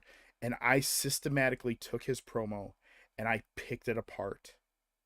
Oh, I'm a part of the Dundee family and yada yada yada. And I was like, your piece of shit lineage isn't gonna help you. I was just tearing this dude's. I was tearing him apart, and we had an amazing feud. Actually, we really did. And what was funny is, after our match, he messaged me and he goes, "Thank you. That was we made some magic there." And I was like, "Wait, you're actually a nice guy. Why didn't you fucking bring this energy about 5 weeks ago?" He was a super Did nice I be guy. honest? Like I don't know. For me, again, everything that I said about promos is something that I feel works for me. I'm not saying it works for everybody. You've been around me long enough to know you've been to other places where you've cut promos and stuff. I'm not knocking anybody for the way they do anything. I do them the way that I feel works for us. And I don't know, I feel like they generate good. People see them, people respond to them, and that's really all that you hope for. Like, and if you're not giving them, do I sometimes, I'll be honest with you, sometimes I put so much effort into everybody else's promo. When it comes to mine, I feel like I may even lack sometimes. Like, for real. Like, I'm like, damn, man, by the time I get to my promo, I'm like, shit, I don't have anything left, But yours like, dropped this morning, didn't it? Your promo with Bobby, it dropped this morning. The first one, yeah. Okay. Yeah, the first one. Yeah, I thought yours was really good. And I will say this, because I know that after we said cut, you're like, damn, I caught my knee on that. But I'll tell you what. Yeah, that damn knee just got caught on the chair. But I'll tell you what, was saying that you were being stubborn about the knee, and then you tripping up on that actually made that story, because like, oh shit, I'm like, oh god, that there's a subtleness to like, oh yeah, he's screwed, right? Yeah, he ended up being and I tell the WWO locker room, I go, look, I cut a promo a certain way. The cool thing about the way I cut a promo, and I do a bunch of transitions, and with the way my character is, I can sit there, say a few sentences, take a breath, step back, read the next line, and then I do the transitions. But again, because I'm, the way I set myself up, I can get away with that in my promo. As not everybody can do that. And sometimes, and I tell people too, hey, sometimes you got to take 2 or 3 or 4 takes to get it right. Because once you start saying it once or twice, then it's starting to get ingrained in your head, right? And you're like, boom. 100%. That and the fact that when you're doing it, sometimes, and the first one maybe doesn't go so well, the second one doesn't go so well. For me, if I'm watching that, I'm picking up little things where we can actually throw into the next one, and sometimes it makes the promo even better. Yeah, absolutely. And what's great is I go, hey, Rome wasn't built in a day. So, just take a breath, take a step back, if you feel like it wasn't there, do another one. And that's a beautiful thing about video editing. And if you need help with video editing, just say, hey, I like this part here, splice it here, and yada yada. Okay, fine, whatever. But that's the one thing that I like to tell people is putting together a promo, it's not easy. Nobody ever said it was easy. And sometimes you go, well, and I also tell people, hey, you know who you're going up against. Talk with the other person. You'll come up with stuff. I mean, the stuff that I've come up with OSU, Gene Jordan. I mean, we have, he's a very rare anomaly, and you'll understand this when I say this. Even though he's a super casual wrestling fan, he understands the business. And what was funny is when we first started getting deep into our story, he was like, okay, what do I say? And I'd say, well, I said this and this. I go ahead, pick that apart, rebut that, and then wrap it up, right? So then, like, he asked me that like 3 months, and then right after that, he goes, here you go. And I was like, holy shit, you got it, dude. You understood the assignment, and then and that's the thing, like, he's got that natural ability to go, okay, I know what I want to convey now, and here it is. And we just had, and actually, I'll say this, Marvin Dallas, we just had a triple threat match, and we all did promos. They were all about 3 minutes long. And it was, what was funny about that is he goes, hey, I did a video package for us. And I was like, all right. And what he did is he took all 3 of our promos and he intertwined them to tell a story. Hang on a second. We were doing real good.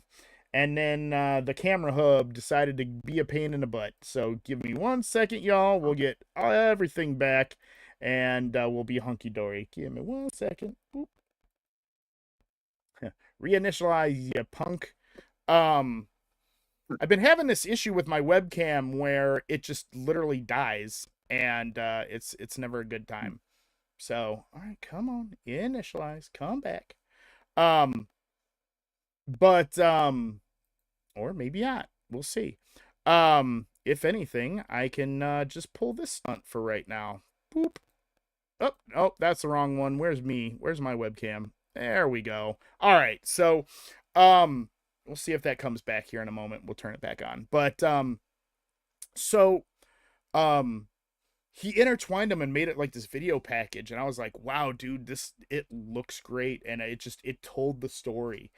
Was it a little bit long because we all had 3 minutes? But yeah, but again, it was our WrestleMania. So we let it fly. Right. And I tell you, we've gotten to the point where the storytelling is there. And we've come up some wild stuff. Let me tell you, not only do I do Jeremy Helko, I do a character named Quattro Loco. That was actually a rib to our former owner, Scully. One day I was looking on Amazon and I saw some Lucha Libre masks, and I was like, they were only $20 on Amazon, and I was like, hey, couple of people, why don't we rib Scully? And everybody was like a resounding yes. And I was like, all right. So I gotta have a name. So I was like, oh, I'm just gonna name myself Quattro Loco, right? For Loco, right? So I would cut these promos, and what I would do was I would use an AI Spanish voice, and all of the promos you never see my right hand because I'm like, well, that is just a dead giveaway. I had Scully going for 6 months, and I said, I go, dude. I told my other buddy, I go, look, if he doesn't get it by December, we're just gonna have to be like, hey, here it is. He didn't get it. And I go, hey, Scully, we got to have a meeting. He goes, okay. I go, Squatro wants to talk to you. He goes, all right. I grab the mask and throw it on. He's like, oh, son of a bitch. And I go, you really didn't know? I mean, I'm like, you never saw his right hand. Like, he goes, oh, no, I was paying attention to other shit. I go, wow, dude, that's unique. And then I also play a female character named Sister Quinn. Of course, that was, a thing as Nikki Cross, of course, who unfortunately was let go by WWE. Of course, Sister Quinn, that is definitely an AI voice because I can't do a female voice to save my life. But I as normal, I'm a man of many hats, as we say, so to speak. Because that's what we do, even in independent wrestling, right? We not only are you the booker, you're the talent, and you're also the director of the promos. So I mean, you're always doing, you got your hand in something. No pun totally intended. Video over graphics, yeah, the list goes on. Yeah. Oh, I think my webcam's back. Let's turn me back on. Boop, and yay, I'm back.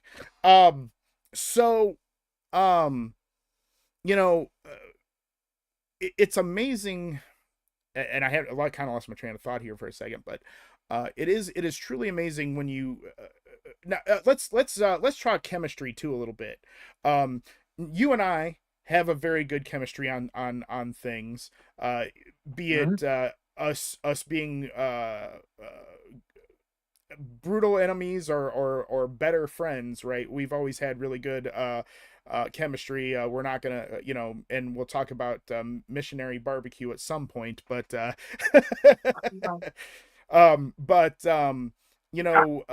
what talk about that when you have chemistry with somebody who you're kind of going up against, especially like promo wise.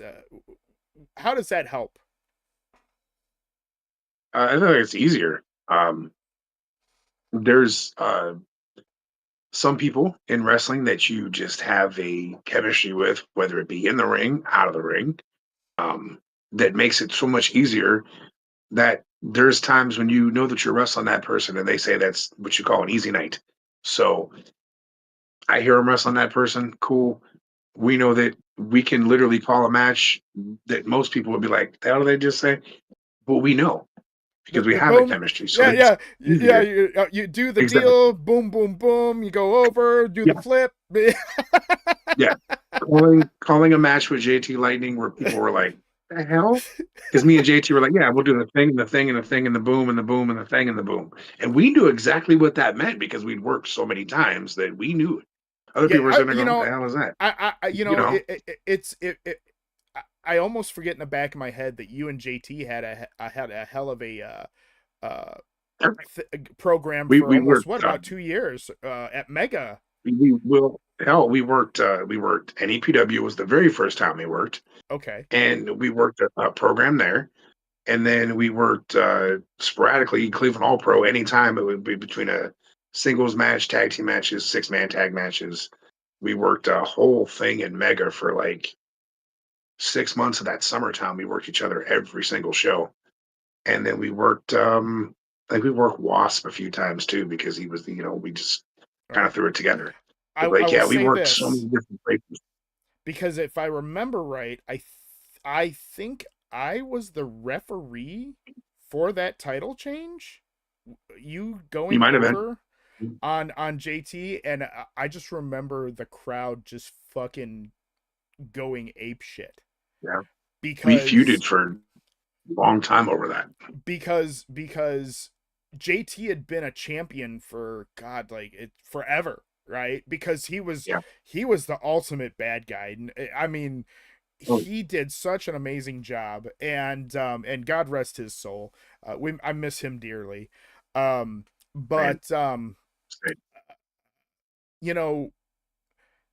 won, and like I said, that crowd just erupted. And it was just so wild. And because at that point it was like JT was the unstoppable force. Like nobody could beat him. He was untouchable. And I'll say this, Jeff knew he got that white hot heat, right? And he finally he pulled that trigger. He pulled that WrestleMania 40 trigger, right? And when he did, yeah, it was, I mean, oh man, it chills still down my spine for that. But yeah, no. Worked a lot, man. He was somebody that I was iffy on working in the initial when Ed was like, "Hey, you guys are going to do NEPW," and I was like, "Okay," And then like some of the most fun matches I've ever had, man. Like, oh, because he was so easy, right? Yeah, it was like I said, man. The thing, and the boom, and the thing, and we knew exactly what that meant. And we did that for years, and it was just anytime you knew you were working JT, you knew we were in for a good time. And at least the first 10 minutes was just him dicking around with doing push-ups and jumping jacks and all that other, the sit-up gimmick in the corner. I'm not ready yet. Oh yeah. My favorite, JT, my favorite story of JT is when Traxler, your referees are frickin' falling apart. Were you booked on that show? Were you at that show? In Lakewood at the Masonic Temple? I remember seeing your shoe go one way, your glasses go the other. Oh, yeah. Okay. Oh, yeah. All right. Well, we'll tell this story because I love it. It's so funny. So it was and I know who it was too. So it was JT Lightning versus your boy Barry Sagittarius. Oh boy. So definitely not my boy. Okay. So the hilarious thing. Hey Chim, how you doing? Welcome on in. We're talking some fun old school stories here and promos. Actually, it's kind of funny. The road stories are kind of blending into the promos, which is great. So welcome on in, Chim. Chim, a former WWO Ladies Champion is the leader of the dojo, and let me tell you, her ninjas, well, let's just say Jeremy Helko had to put a couple of them in their place a little while back. But I digress. I mean, I will say this, my temper sometimes, right? Yeah, I mean, hey, we've been around each other long enough to know. But so here I am. It's Barry Sagittarius, JT Lightning. And JT goes for a cover, 1, 2, and what happens is the most amazing and most unique thing in the world. Now, I was wearing slip-on shoes, so my heel pops out of my left foot, so my shoe goes off, and as I came down for the count, this happens, and my glasses fly off the other direction. JT got ready to do what he always did. Ref, and he was going to get up in my face, and he looked at me and he goes, "What the F?" And he turns around because Traxler's sitting on the stage. He goes, "Where do you get these refs?" So I grab my shoe, I throw that back on real quick, and grab my glasses. He goes, "Are you ready?" I go, "Yeah." He goes, "All right." So we do the rest of the match. Now this is where JT was super smart and again, not only was he an asshole heel, right, which was a beautiful thing, but he also knew when the comedy would need to hit. Because at the end of that match, the end of the match is coming. He's got Barry in a camel clutch, I believe. Okay, he taps out, right? Ring the bell. So JT still wrenched on him. He goes, "Go ahead and start the 5 count there, arm." Okay, so 1, 2. He's like, "Warn me." Okay, come on, JT, get him. So he goes, "Okay, go ahead and disqualify me." Yeah, reverse the decision, right? So he gets up in my face. He kind of directs me to the one corner, and he pushes me, and as he does, he's like, "Push me back." So boom, I'm like, what the hell? Boom. So he's like, he does it and goes, "Do it again." Boom. He goes, "Now give me the 4 horsemen gimmick," right? And he goes, "And woo." And I go, he hits the thing and he bumps and I go, "Woo." And he's like, "No." And he dipped out of the ring. He goes, "I don't want any of that smoke." I was like, JT "Yeah, bet was your ass." notorious Oh, he Well, was putting people over. Phil Stiller was the other ref, and he was bitching up and down that he didn't want to ref, right? He wanted to manage, and he was crying about it. So Traxler and JT go, "Hey, we're gonna rib Phil." He goes, "Do me a favor." He goes, "We're gonna tell Phil that your good hand is fucked." They're like, um, so go ahead and we're gonna you tweak it. And you're like, "Oh God," So he go in there, and God, the look on Phil's face, like he was so crushed because he had to be a for a minute. And we're like, yeah. So then we gave it over. Get out of here. Quit being a mope. But anywho, again, chemistry. Another thing I always try to tell the WWO locker room, get with each other, because you could tell a hell of a story if you sit there and go, okay, well, I'm going to say this, then you go ahead and rebut with this, and then I'll say this, build up that stuff. I go, it'll be great. Sometimes it just takes watching another person's promo too, and then you get your own ideas from that. You can feed off of, each other and stuff too. Yeah, absolutely. But when I was feuding with then champion Shane Black, I said, here's the idea I had. I filmed all the promos, and I said, here's all the promos. This is gonna play here. This is gonna play here. This is gonna play here. I said, here's the idea. He goes, I love it. He goes, great. He goes, I'll work with it. And because I said, oh, I know who you really are. You're that janitor that abused me in the insane asylum. You're not fooling me, right? And he goes, he's playing off like, I don't know what the hell he's talking about, this janitor shit. What is his problem? Yada yada yada. And it ended up being a beautiful program. And again, I've had great programs with OSU. I've had Marvin Dallas, Mr. G, all these guys, and I think the beautiful thing is too about this is, I get to pull the curtain back just a little bit, because I'm like, I am a part of the business, and so is Shane. Scully is as well. So we had like about 4 of us that were actually a part of the business, and because you've also complimented me time and time again, it always makes me blush. You're like, dude, your stuff has really, really gotten good. And I told you the other day, I said, if it wasn't for WWO, it wouldn't be that good. We just had this conversation. Yeah, we were just talking. So like there was times, and this isn't me knocking you at all. There was times we had to clear out the locker room a few times for it just to be me and you, and make sure that you were focused on everything. There wasn't anybody being an asshole in the background or anything else. And now these past couple months, or what, even more than that, as soon as that camera hits, you're cutting the promo. All I have to do is say, hey man, this is the focus, and this is it. We're throwing this little line here, and it just works, man. Yeah, it just works. And let me tell you, especially like I feel like the stuff that I've been doing in WWO, like the little bit of it's funny because with you and I have talked, with not that we're gonna bring mental health into all of this, but sometimes you're like, hey man, you doing okay? And I'm like, dude, I'm frustrated with something or whatever. The beautiful thing about that kind of thing though is I get to vent frustration on promos, and you bring that, you go into that place, and you bring that energy, and that's where you make the best magic, right?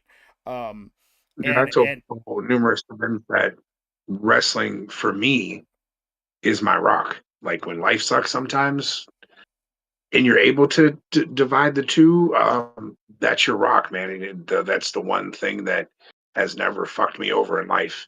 And that's my rock, dude. So like, what a lot of people will tell you, that if you're having a tough time and life's kind of kicking you in the face, wrestling is your escape. So come to the show for those couple hours and try to let everything else just push it aside. Forget about real life for a while. Yeah, absolutely.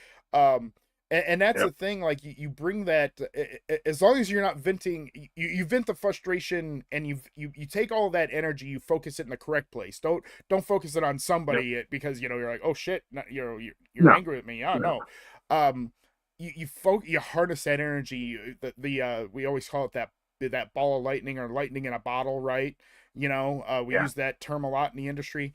you get that and you harness it, and man, you're off on a wild ride, dude. And let me tell you, I have been there, and it is, and you and I have been there. I mean, I still I feel like one of our fun promos, like when we finally did the reveal, that was that heated exchange, because people literally thought we absolutely hated each other, and that was brilliant. Yeah. I mean, and what's funny is, and even to this day, even though we're kind of done with the thing, you know, we don't like each other's shit on Facebook. We don't, you know, it's just, you know, we still kind of keep that thing. Okay. I had You to know, all that up. but you know, the funny thing is too, is we were at Mark S's wedding, you know, because I said, you know, because I even told you, I gotta hate this. You're like, why? Because dude, you're my boy, and I gotta sit there and tell you that you suck, and that you're a Right. piece of garbage, and I hate this. And then you're like, dude, you're right, I hate this too. But you know, that's the beauty thing Make of it. sure. Like, yeah, Yeah. it's just, you know, the chemistry, like, and working with people, you know, once you get a feel for kind of how they go, magic happens. It really does. Very true. You know, can you, let me ask you this, what now, we're gonna blur the line a little bit here. What is your all-time favorite promo? Let's say WWE, AEW, TNA. Do you have a favorite promo where you're like, man, that's a promo that I'll always just remember? No, I don't think I really do. Like, uh, I think just like as a kid watching the stuff back in the day, it was always funny watching like Hogan stuff, Mm-hmm. and then like Andre stuff, because Andre you can barely understand half the time. Um, but okay, so now years later, they have revealed to us these bloopers with Mean Gene and like the Iron Sheik and all these guys, and they're some of the funniest shit you've ever seen. Right. And you see that stuff that you didn't see before, like you see that it's okay to mess up, and you see it's okay to have fun, and it's okay to be goofy and do this stuff. Where like before, everything was real serious, and you have to do this and you have to do that. And for me, and this goes even into movies and stuff, I love bloopers. And then the same with wrestling. Like when it's promos, I love bloopers because it's some of the funniest stuff, man. Like, and it's sad with movies sometimes you don't get to ever really see them. Yeah. I don't Yeah. think I have a favorite promo. Like I don't think one really. I think everybody's one that everyone goes back to is obviously Dusty Rhodes' Hard Times promo. Yeah. Okay. And Okay. I mean, that's a great promo. Don't get me wrong, but I don't know. I don't think I really have a favorite one. I have two. The Revel in What You Are promo with Bray in Green Bay, and then Okay. my well, technically three, and two of them are Mick Foley. The one where he did in TNA where Mick Foley interviewed Cactus Jack. Okay. Yeah. Because he literally turned on and off Cactus Jack, and as we know, because you've said one of the last things you said to me when I walked out of the door is "you creepy bastard," which is I can turn on and turn off my laugh, and I gotta credit Mick Foley a lot about that, because he literally, you know, he come in, well, you know, Cactus, you know, what are you doing going around here creating all this hell? And he's like, you know, Mick, I'm sitting here tired of you whoring out yourself to the people that we call the system, and, you know, da da da da. Like, and he, you know, and he's like, you know, and then he go right back, well, you know, I gotta be a company guy, Cactus. And like that to me was just I mean, absolutely brilliant. that's a testament to him and his character work with doing Cactus Jack, Dude Love, and like he did a promo with all three of them together. And that was Like my number one. That's my yeah, number one. And a part of it, a lot of it is because of the meticulousness of it. Because first of yeah, all, he literally high-fived himself, and yeah, that's hard to do. Then yeah. and then he literally had a conversation with himself, and then he brought out Cactus Jack, and like, again, Mhm. the editing, superb. Yeah. And just doing that, and it was one of the funnest promos I've ever seen. That, and the other one where he actually introduced Dude Love, was, I thought, was hilarious too. That's an honorable I mean, mention, but listen, yeah. we did that years ago with Resnick. If you remember, he was in the ring of himself, and then on the screen he was talking to himself, which was a different character. Right. It didn't work out so well. Like that is not easy to do. No. So if it's a testament to Mick Foley from an acting standpoint that he was able to pull that off and play all these different characters and never once slip. Like if he was Dude Love, he was Dude Love. He didn't slip into Cactus Jack. Right. Like he had it down to a T. With the exception of once.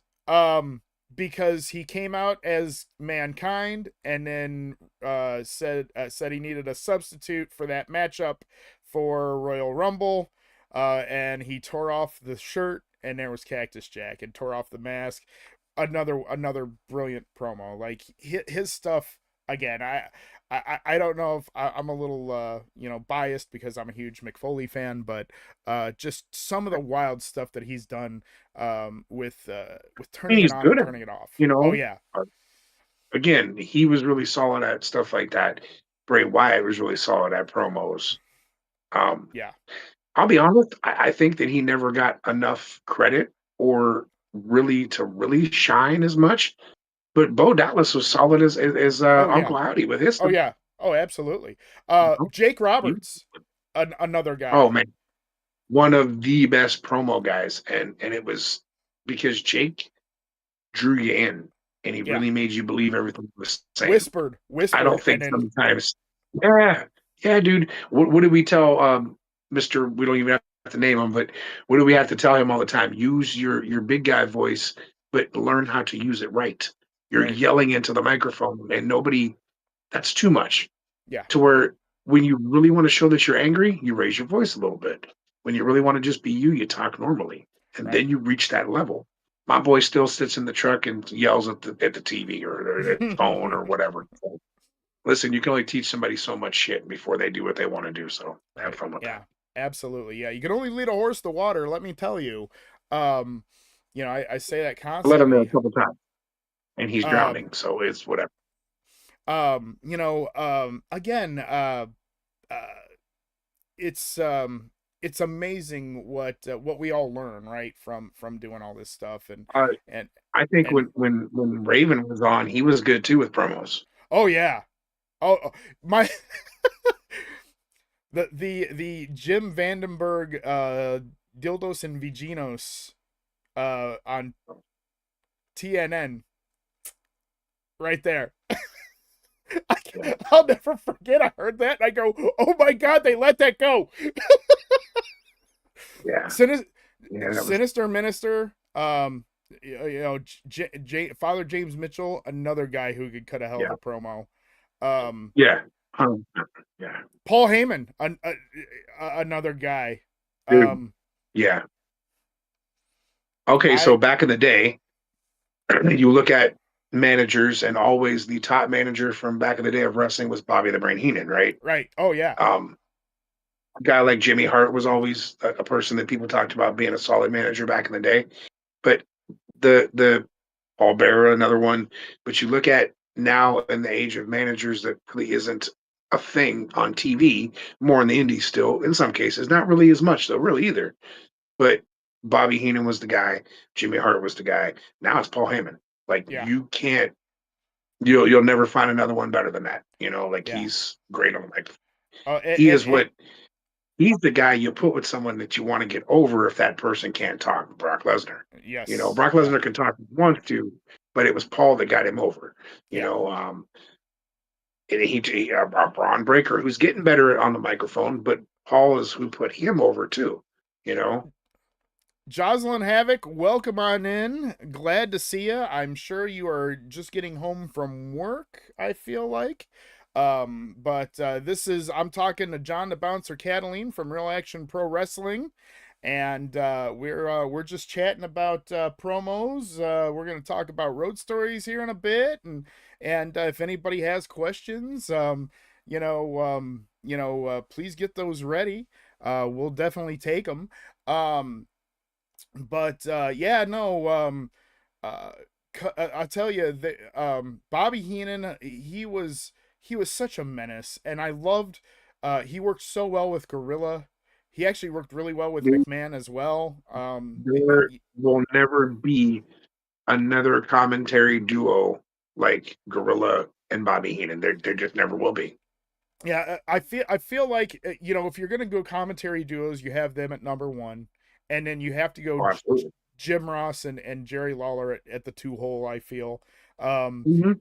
and then number three, and because he really did it by himself, Joey Styles. Yeah, I can see Joey that. was great to the fact of he told the whole story, and I mean they put Gertner by Oh, yeah. him toward the end, but he was by himself. He could tell a whole story, Yeah. and he was color Joey, and play by play, no yeah, problem. Joey got the person over, he got the match over, he got the promotion over, and he got the story over, and he did it all on his own. Yeah, and that is the rarest of rare. I've Yeah. never seen that before. Never see it again. Um, No. And no, you're off today. Oh, okay. Well, welcome in. Welcome in. So yeah, again, great promo, guys. And then being that Jocelyn's here, let's go on the female side of it. Luna Vachon was a nut. Actually, I got to hang out with her for a little bit. She was a lot of fun. You know who I think is the best promo female wise right now? Who's that? Becky Lynch, 100%. Oh yeah. Oh, I was at The Raw best. in Cleveland, and she called AJ a Chihuahua, and it was the funniest damn thing I've ever heard. And I was like, "Wow, Yeah. this is totally." And I was like, so amazing. you know what's cool about her is that, and this hurts a lot of people, it's because she has an accent, but she does so well with that. Like some people can't do that with the accent. Like, let's be honest, like an Oscar, it's harder for her to cut a promo. Or Right? like an Io Sky, it's harder for her. Some Rhea's solid on the mic too, but her accent really does come through a lot. But Yeah, like honestly, Becky is so good on the mic. I even think to me she outdoes like a Charlotte too. She really does. yeah, yeah. I could agree with you. And I'll say this about Charlotte right now.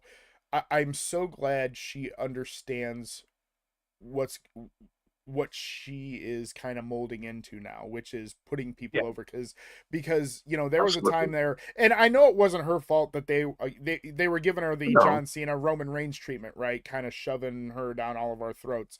Yeah. And now that they have her in a role where she's, hey, yeah, I'll be in the main event picture and whatnot, but I don't Right. have to have, she's like her father. You don't have to have a title on Charlotte. She just gets over. No. Um, Do I think that she's gonna eventually still become a 16-time champion? Yeah. oh yeah, absolutely. But But now's not right now. Yeah. no, no. And that's the beauty thing of that, and I'll tell you, Sherry Martel, she was another one that was not only she was that hybrid, right? She was a wrestler, Yeah. and then went off into and did the managing thing and did a Yep. fantastic job with that. Um, Look at you all the know, different characters she played too.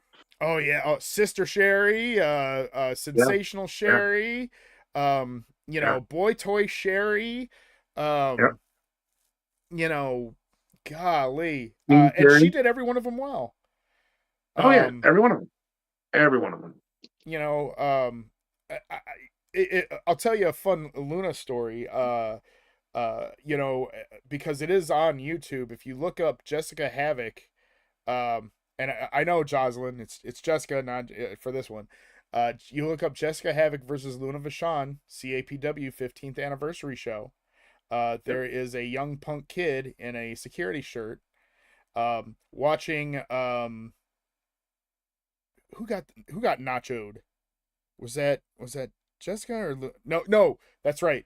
Luna put the Remember. nachos in Jessica's face, and there's a punk kid going,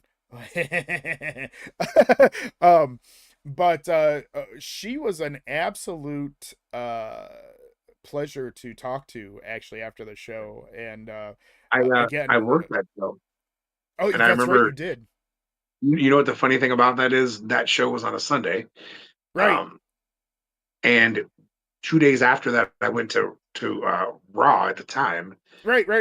not WWE, for the very first time. Yeah, out in Real Birmingham. action wrestling. Yeah. Yep. Wow. Yeah. Yep. That was and that was when it was in the old Shamrock, right? Yeah. Yeah. Yeah. So it was Blaze that came and said, "Hey man, they do these shows every Tuesday," and I was like, "Oh, okay." He goes, "Do you want to come up this Tuesday?" And I'm like, "Sure." So we went and we did a match. I don't even remember what the hell match it was. We did a tag match. And Frankie came up to me after the show. He pat me on the shoulder. He says, "We'll watch the tape and let you know." And I was like, "Say what now?" Oh, okay. So I looked over at Blaze and I was like, "You better get your boy because I don't know what that was." Blaze went over and he's like, he goes, "My bad, dude." He's like, "I didn't realize you've been around for a while." He's like, "You can come back any Tuesday you want." So I started going every Tuesday, and then the rest is history. I'm sporting shirts and it's now that. So Yeah. RAW became RAPW, and there it yeah, is. That is wild. How that just and what's even more wild is we just celebrated 15 years of RAPW. dude. The crazy part is it is already May, and we're halfway to the point of we'll be almost celebrating 16 years, and that is nuts, dude. Yeah, Nuts. it is. Um, it is crazy of what we've accomplished in those 15 years. Yeah. And what venues we've had. From Roman Catholic churches um to the Highland Center to where we're at now.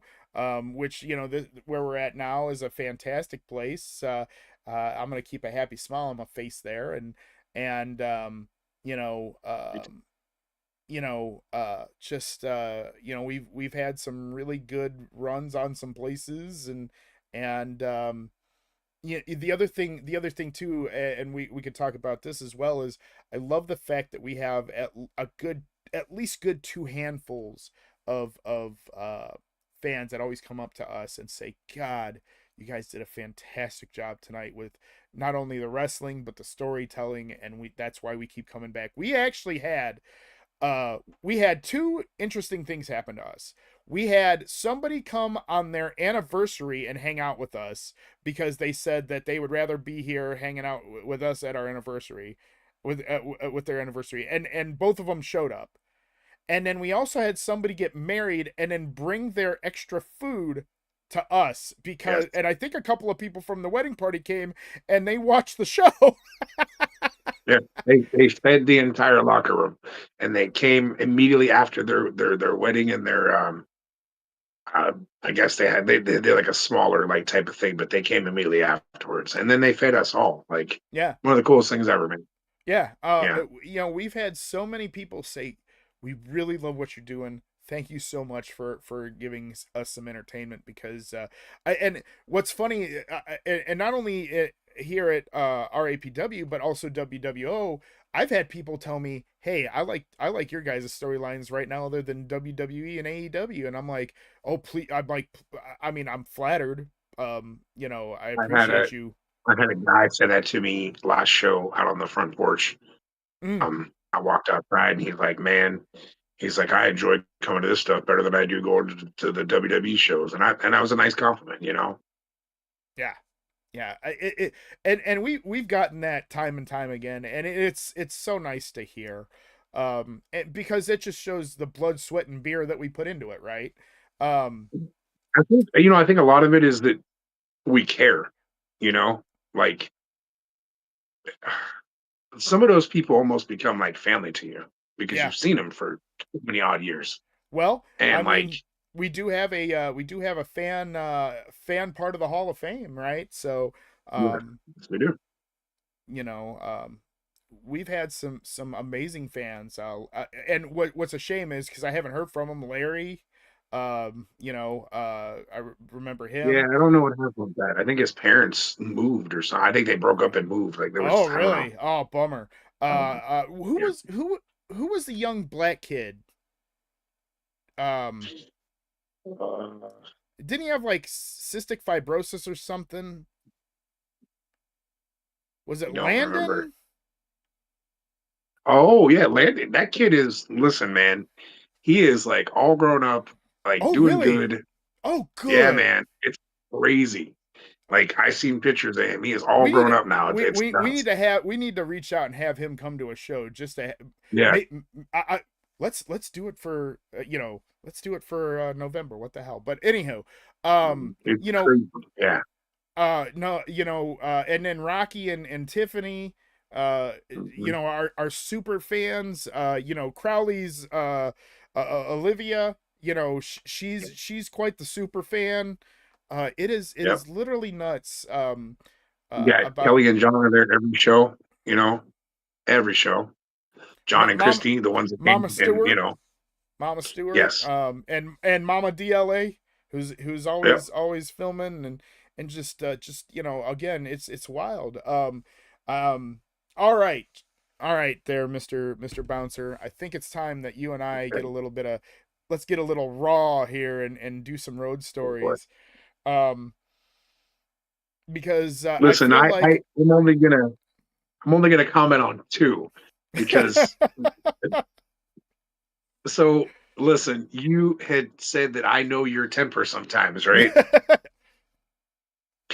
So here we are driving back from a show, and I don't remember. You may be able to remember what show we were doing, but it was me and you in the front, and it was TJ and Luis Diamante in the back, Oh yes. and it was pitch black on the freeway, like pitch black, and I think he had the radio on or something. It was kind of quiet in the car, but like I was also running out and of gas. I do remember that, yes, and I remember I think it was TJ like No, it was grabbed you Lewis. and No, it was oh, Louis. okay. Yeah, it Now, was see, when I Lewis. told this story before, TJ said it was him. So I Really? don't know. Oh. Yeah, Oh, that's what he okay. said. So next thing you know, he grabs you, screams, scares the shit out of you. You freak out, and like we're just like, what just happened, right? Well, you got upset because of all like obviously, like you said, you're running out of gas. He freaked you out like that, and you stopped, you pulled over, and next thing you know, you told everybody, well, except for me, because I didn't do nothing. But you said, get the fuck out of the car. And Yeah. everybody's just like, what are we doing, right? So like you go to the trunk, you pop the trunk, and you start whipping their bags out. And I'm like, oh shit. And like you I was not happy. get the fuck out of the car.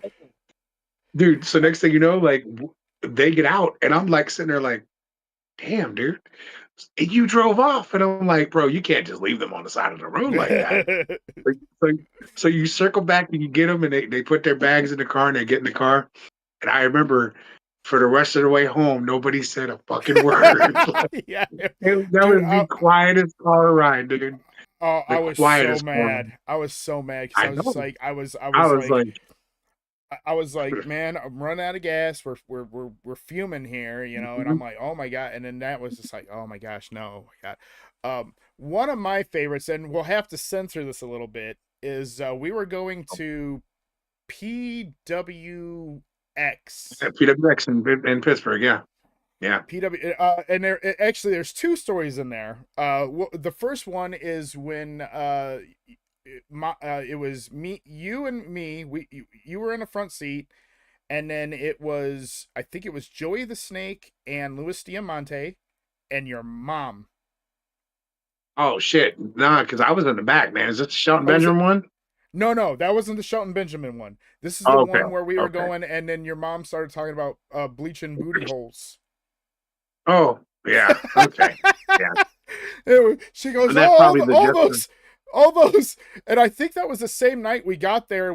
Now remember, PWX's ring was like super high, so Yeah, like it was stiff we as got hell. in there and like literally this is the ring apron is like right here, and I'll never forget you like looked in here and like, oh man, look at all the AIDS in that ring because they Dude. just didn't clean it. Listen, I worked there one time, and they had a hole in the roof. Mhm. So legit, like as you're wrestling, snow was falling Yes! into the ring because it was snowing outside. Stacey Hunter And I'm like, has told that same Yeah. and Dude, and we Harold had Potter too. we had blankets. Like we would tag in and tag out and then cover ourselves with a blanket because it was cold as shit in there too. Man, yeah. Yeah. Oh, by the way, Jocelyn says maybe someday I can come into a show someday. Jocelyn lives in Michigan. We've been trying. We're trying. We're gonna get her down here. But so let me tell you a little bit about Jocelyn. Jocelyn actually, her parents were involved in the indie scene in Michigan. Right. So not that Jocelyn, we say Jocelyn's a part of the business because she was kind of just born into it. Um, uh, uh, Along like your daughter, Madison has become all of our daughters, right? We're always making sure there's two people in RAPW that you do not F with, and that is Madison and your mother, because if somebody does, there are going to be at least a good 50 people that are going to hunt people down. And I always feel like Madison is like a niece or a daughter I never had. I'm always making. I always give her the. You doing drugs? No. You staying in school? Okay, great. Keep it that way. But and she does, and let's give that proud dad moment here of she's doing great with her band stuff. She's she's become quite the front man, if you will. One of the funniest things she ever told me was, and this was a few years ago. She said when she was like, I forget what grade she was in, but she's like, she would go outside and be on the playground, and she would play like she was like me, and she always said she wanted to ring announce, and I was like, that's one of the cool. Like, she told me that story out of the blue one day, and I remember, so I said to her, I said, want to ring announce a match on the show? She went, no. So like, you could tell she still has that shyness to her, but yeah, it was funny. She can get up on the stage and do the band stuff, but the wrestling stuff she can't do. Yeah, like case in point. Here I am. I'm a DJ, right? I'm a part of pro wrestling. I work with old people with work, but I hate people, right? And it's so relatable, right? You're like, how can you say that? Because and what's funny is like, because one time, we were doing this team thing for work, and they're like, Jeremy, this should be right up your alley, and I'm like, no, and they're like, why? And I go, because I'm not controlling it. I'm not controlling the crowd. I'm not. Like, I need to have that little bit of, I show you what I want, not somebody just sit there and put eyes on you. Like, when I walk through that, when I walk through that curtain, I know what I'm getting into. I have something in my head I'm going to convey, as to where it's just, when people look at you, you're like, hi. But and that's so relatable, right? Like you could be the most amazing person, relatable, and put on this amazing, I don't want to call it a facade, but you put on this amazing thing, and everybody loves you, and then you go to the back and you're like, it exhausts you, because you're like, I just, leave me alone, and it's like, because you got to put up that, I don't want to call it a front, but like you got to put up that little bit of acting, right? And you're like, because you're supposed to be a certain way all the time, right? So I've always said, with wrestling, you can tell who's fake and who's not. Yeah. And sometimes it takes a little longer, but you can tell who's fake and who's not. And some people tell it like it is, some people don't. And obviously, we know this. We've been around it for a long time. But yeah, no, you're right. You kind of, there's some people that know you all around, and there's some people that you don't let know you all around because you can't, Right. Also, I do want to add, Jocelyn does follow the RAPW YouTube, so she does see all the promos, and she's and actually, because her character work is the demoness Jocelyn Havoc, she has watched not only my stuff, but she's watched other people's stuff, and is drawn from that. So we do good work.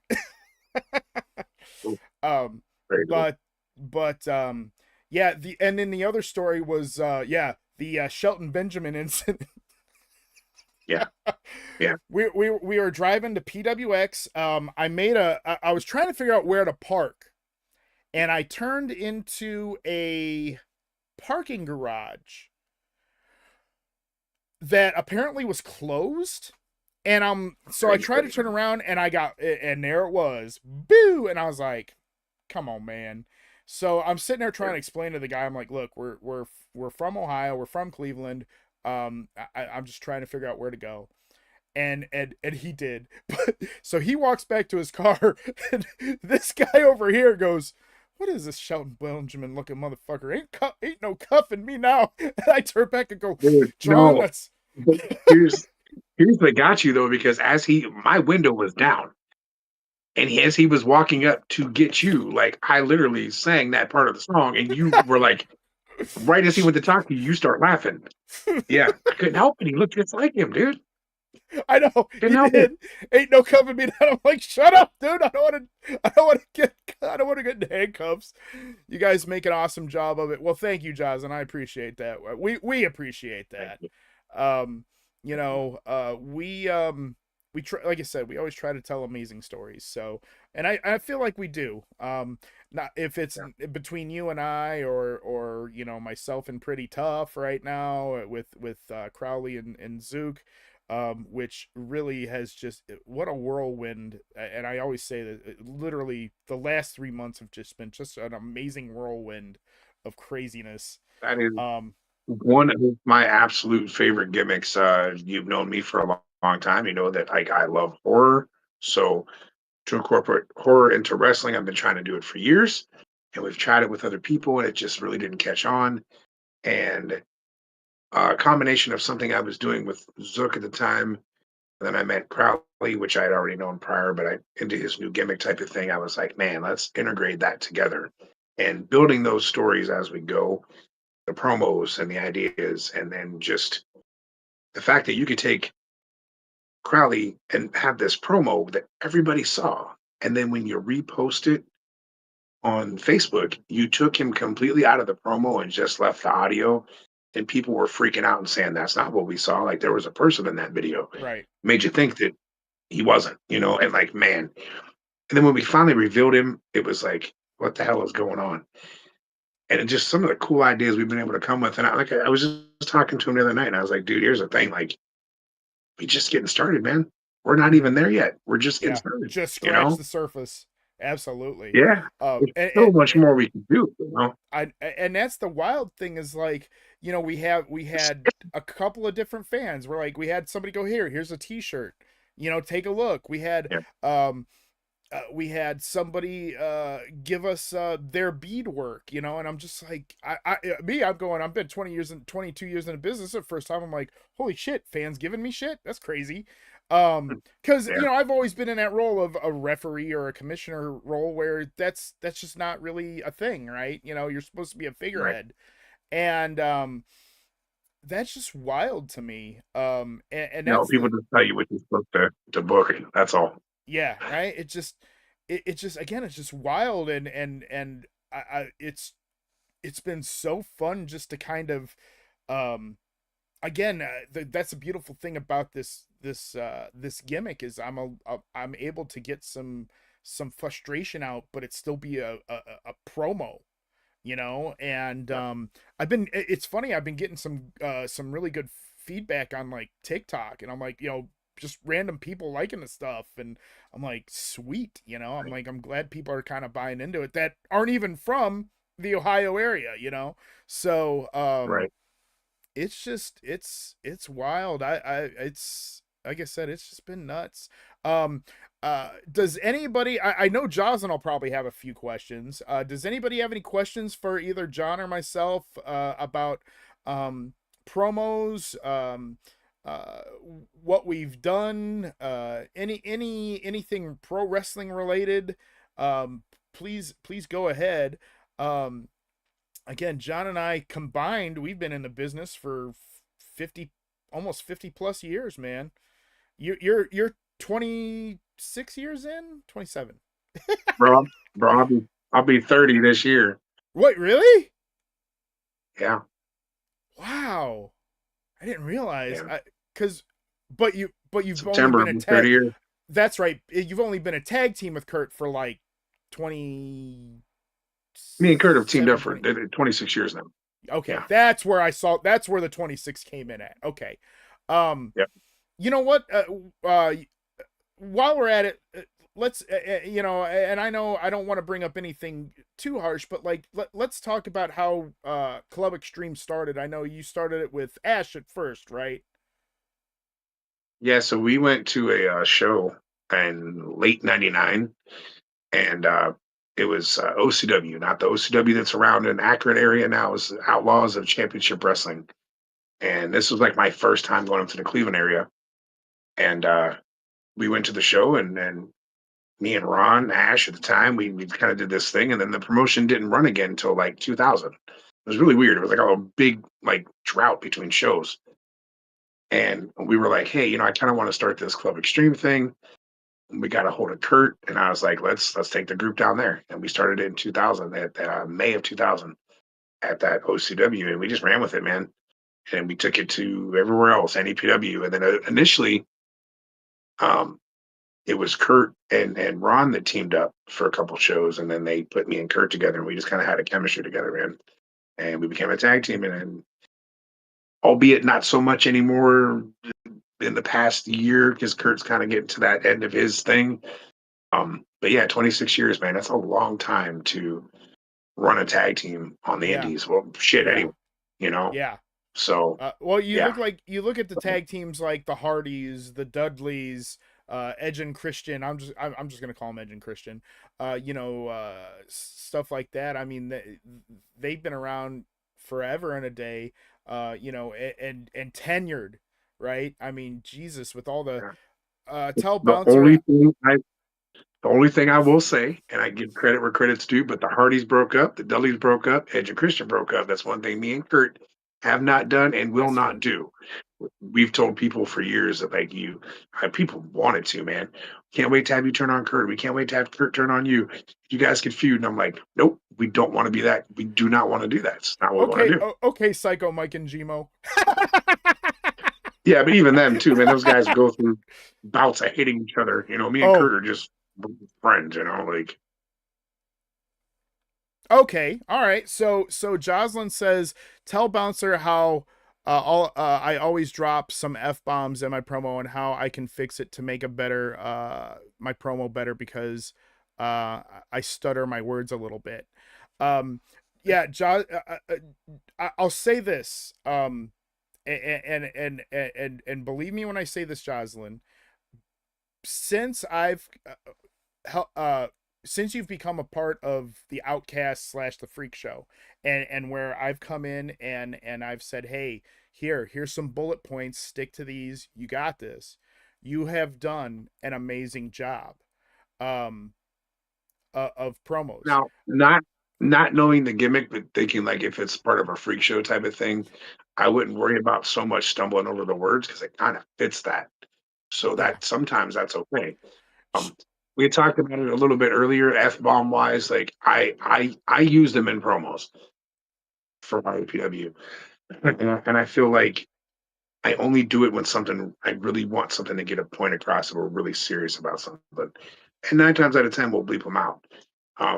Other promotions are dead set against that, and I'm not knocking them for it. That's fine. We're a little bit more lenient in some areas, but at the same time, we don't want our fans to think that like you can't bring your kids because we're saying, hey, fuck you, fuck this. So it's a very special thing to kind of put it out there when you want something to really, really, really be serious and get the point across. And honestly, like I said, Jocelyn, if you take a look at what you did at the inception of WWO and what you currently do, you have by leaps and bounds have gotten so much better 1,000%. And and what I'll do is I'll show John the old stuff and I'll show him your new stuff, and he'll agree. I think the other thing too is and we're all guilty of this, is sometimes we have a game plan of what we want to say in a promo, and then we start thinking and formulating shit in our head as we're doing a promo, and then that's where the ums come in. That's where the it's crutch words is really what it is. Crutch words come in. Sometimes it's an F-bomb. Sometimes it's I'm sick of this shit. You realize how I did that? Chaz.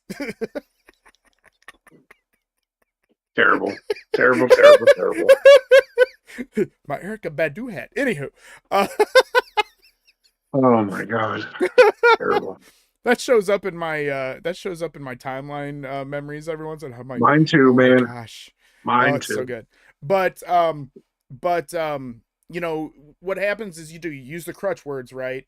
And that's the segue, and then you're like, okay, now I know what to say next. And you have to learn how to get out of that. And again, it's not going to happen overnight. It's the No, it comes with repetitiveness. time, and you just the more you work on it, the better you get with it, and Hmm. then you get them to a point where like you won't even realize you're not even doing it anymore. You Right. know, seriously. And again, leaps and bounds, you have progressed so amazing from everything. And you know, that's the other beauty thing about WWO is we have people that you know, have a little bit of stuttering issues or whatever, and I'm like, hey, as long as you bring the intensity, I don't give a damn what you have. You know, we have a guy who calls himself TMX, and you know, one of the things when we start talking, I'm like, all right, what is one thing that you want to work on? And he goes, I want to get better on my promos, because he goes, you know, sometimes I stumble my words, and I go, well, the first part of it is that you acknowledged it, because you know that's number one. And one of the last promos he did, I sat there and was listening to it, and I was talking to the other commentator, Scully. I go, holy shit, this is an amazing promo, because he was just on it. And you know, he only fumbled just a little bit, but he was right there, and I was like, wow, dude, I like the intensity was there. He stayed on topic, and I was like, dude, this is what you need, man. It was wild. Like I was just completely blown away. Um uh so yeah, dude, it's nuts. There's my crutch word. It's nuts. But seriously, we've had I can try. We'll kind of start to wrap things up, but let's talk about is there any pointers that you can give to the WWO locker room? I know there's a few watching, Jocelyn included. Is there any pointers you can give about you know, uh, making a promo work, or just in general, or you know, to get them to be like, oh hey, this isn't as scary as we think it is. Honestly, I'll give you the best advice that I can. Just have fun with it. Um, don't overthink it as much as you, because there could be a time when that first take can be perfect. You may find problems with it, but don't overthink it too much. When you're doing the promo, try to have a base of what you want to say kind of in your head and just stick to it. Try not to run, you know, as me and Jeremy go on sometimes a tangent. But you don't want to do that as much. But just the most important thing is just have fun. Because honestly, like that's one of the best bits of advice I've gotten and on the wrestling world is people forget sometimes that this is supposed to be fun. And people get too serious or they take themselves too seriously. And at the end of the day, if you're not having fun, then why are you doing it? Yeah, yeah, and that's what it boils down to. We uh, like I know I'm gonna put myself in with hysteria now, because like seriously, we have had some wild sounding promos, right? And some wild stuff. Um, and but the great thing is it's been so fun. You know, my favorite part of the last month's promo was the he loves me not Yeah. bit. And You that just know, came literally from I think I came up with that, didn't I? yeah, you did. And Somebody said it or something, and I was like, man, that'd be great to throw that in there, you know? and what's funny is I don't think anybody really paid attention where I took the he loves me not was actually from Batman with Poison Ivy. Remember at the end with Freeze, because Yeah. she's sitting there in the Yeah. thing, he loves me not. And I actually actually did that with my voice. He loves me, you know, but uh, yeah, you know, I will say this too, especially with how we do things. You know, now it's not for every promotion, especially in the indie wise, but you know, when it comes to WWO, the sky's the limit. So the more creative you can get with promos, the more you know. The other thing too is sometimes location. There are some, you know, a lot of it has been in Rupert's basement. Some of it's green screen. Some of it has been on basketball courts and other locations like playgrounds and all this other crazy shit. Like I, you know, be creative and think outside the box Mhm. sometimes, because you know, um you know, we as RAPW are a touch limited on things sometimes because of by the time we start cutting promos it's 11 o'clock at night. And B, you know, where we're at, it's a gym, well, it's like a youth center, so like it has a gym and it has some other things, but that's it. You know, it has a basketball court. And that's where we do all the show. But yeah, so um again, be creative, sky's the limit. And as we say in the indie businesses, you know, ask a vet, you know, just have them ramble for a minute and Not every take one some of them, knowledge. but yeah. Not every one of them, but you know, I always And say, in hey, some listen, I'm gonna be completely honest. In some cases, people say, "Don't ask me," and that's okay too. Like everyone has their own preference. I am always open to help people, and that's just the kind of person I am. So, yeah, but others don't always agree with that, and that's fine too. yeah, yeah. um but Just being honest, man. You know. no, yeah, no, I get it. But yeah, no, like I said, you know, always ask questions, always, if it, because the more knowledge that you have, the better it is. I'm gonna take something from Mortal Kombat Ultimate 3. There is no knowledge that is not power. When you guys do a lot of training, is it hard to do training or is it easy? Oh, Ooh. my f- my Uh, first my first day, I had a bruise from here to here on my yeah. arm. So I kind of touched on this a little bit earlier. It's that mentality of like walking in, and this was my first day, and I was ballsy, young and dumb, and I asked to be hit with a chair, and it sucked. But to be in that ring and for your trainer to say, okay, listen, this is how you take a bump, and you watch somebody do it, and he says, okay, now you do it, and I'm like, because mind over matter says I'm not doing that. And I remember like as training progressed, um, like you would take numerous bumps a night, you know, learning like suplexes or just taking like a tackle and taking a bump or just any form of taking a body slam, any form of bumping. And he said, you will never take this many bumps in a match. And I was like, well, thank God, because you end up with like 100 or more. And then like you realize that like you're bruised from here all the way down from running the ropes and stuff. And I remember Oh, getting did out the of the ropes car the bite one you night. too? Oh, dude, tore my ass up. Um, and like I remember getting out of the car one night and like I was like hunched over and I was like, holy shit, I can't even stand up straight. Yep. And I went to school because I was still going to school while I was training.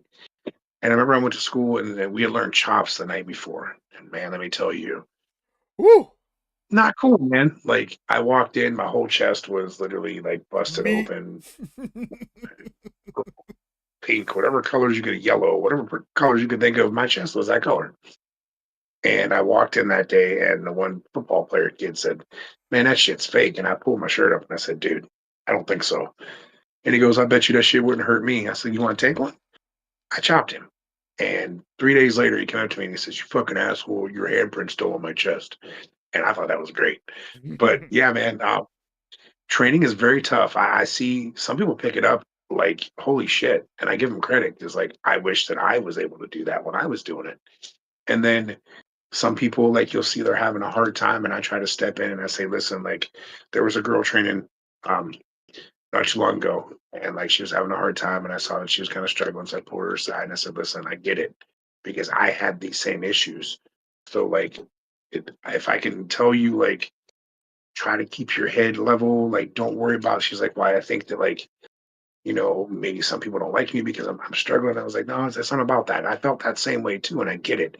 And I was called out in that, and I quit. And I was like, don't do that.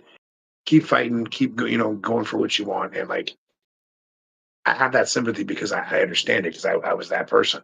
So it's tough, man. Again, for some people they pick up really quick, and for some others it takes some time. I'll never forget one of the first back bumps I took. I hit, and in I didn't, not that you're really supposed to stiffen up your neck, but you're supposed to tuck your chins a little bit. Well, I Yeah. didn't, and I got rocked. And what was funny is after that, instinctively, I'm here all the time now. And it's like Oh, listen, I hit my head. Dude, that rocks the hell out of you, dude. oh yeah, oh man, and depending Big on what time, ring you're in, you man. know, oof, Yeah, that too. I used to hate Because everyone was a little bit on the stiff side. I used to hate Our BDW's ring we ring. trained in. I used to hate BDW's Oh, ring because that dude. because he goes, Rick. I'll never forget the conversation I had. We actually and we'll tell a fun story about that because and you'll know what I'm gonna be bringing up here in a second. So Rick Diamond I go, Rick, can you put some padding under there? Like, damn, dude.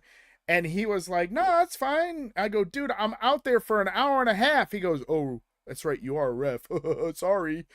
Like, because my hand would just be like, it would hurt like hell. Yeah, that ring was. I forgot who you were working, and this is when you were a little bit bigger, right? And I'll never forget, you took like this like side slam, and you got up. Oh yeah, And yeah. I on remember that. one, two, and I was like, damn, dude, that was sweet. If you remember, I forget who it was, but I remember distinctly that person was another one of the smart asses that, oh, you can't take this move because you're too fat. And I was like, motherfucker, let's do it. And Yeah. I remember you, like, he shot me off and I came up perfect, man. Right off the ropes, right into the sidewalk slam. Boom, And you right. said 1, 2, oh shit, dude. That's how I met Axel, PJ. Really? Wow. So we worked a CWE show, if you remember them, for like a few shows in Youngstown. Um, it was me and I forget who I was supposed to team with, but they didn't make it, and I had a team of a trip, and it was against PJ and Alan. And PJ I think he'd only been around for a little bit, So that and was the new LA Guns, right? well, that was the original LA Guns. That was That was the PJ original and LA Alan, Guns. Okay. the original. So PJ had, like, only been around for a little bit of time, and I'm talking to him. I said, "All right, dude, like, what do you do? Like, what do you want to do?"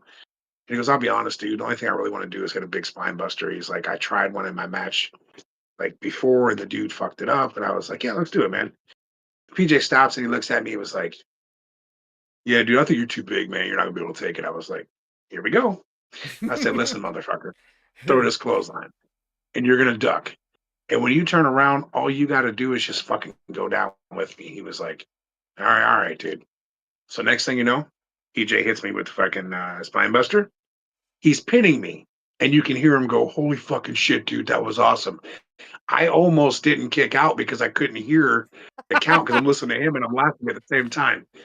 And dude, we became like good friends after that. He was like, "Dude, like, man," he was like, "that was so cool as compared to what I did last time. Like, dude messed it up." I was like, "Maybe not judge a book by its cover next time, PJ, because you're a big son of a bitch too. Just know that, Yeah. you know." Yeah. Yeah. Here I have a fun PJ story. So of course PJ likes to cosplay. I don't know if he still does, but he used to like to cosplay Bane from Batman animated series. Um, so I was in Columbus, and I kind of knew that he was. No, I didn't know he was there. And I'm walking around, and then it was funny. I see this Bane, and I look at his tights, and I said, "Oh my god." DJ. Yeah. And so he's taking pictures, and I go, "This Bane sucks. This Bane really freaking sucks." And his buddy was like, "Dude, what the hell?" And I was like, "No, don't worry. I know him." He's like, "Oh." And I was like, so I go, "F you, Bane." And he turns around. He's like, "Oh my god." And he just gave me this big old bear hug, right? And I was like, he's like, "Dude." And I was like, "Yeah, man." And I go, "Dude, you're," because he wore his wrestling trunks. And I was like, "Dude, your tights gave it away, man." I was like, I knew exactly who you were right off the rip. It was just so funny. I miss that dude. I know he's like living it up in Florida, being a bartender and being very successful of that.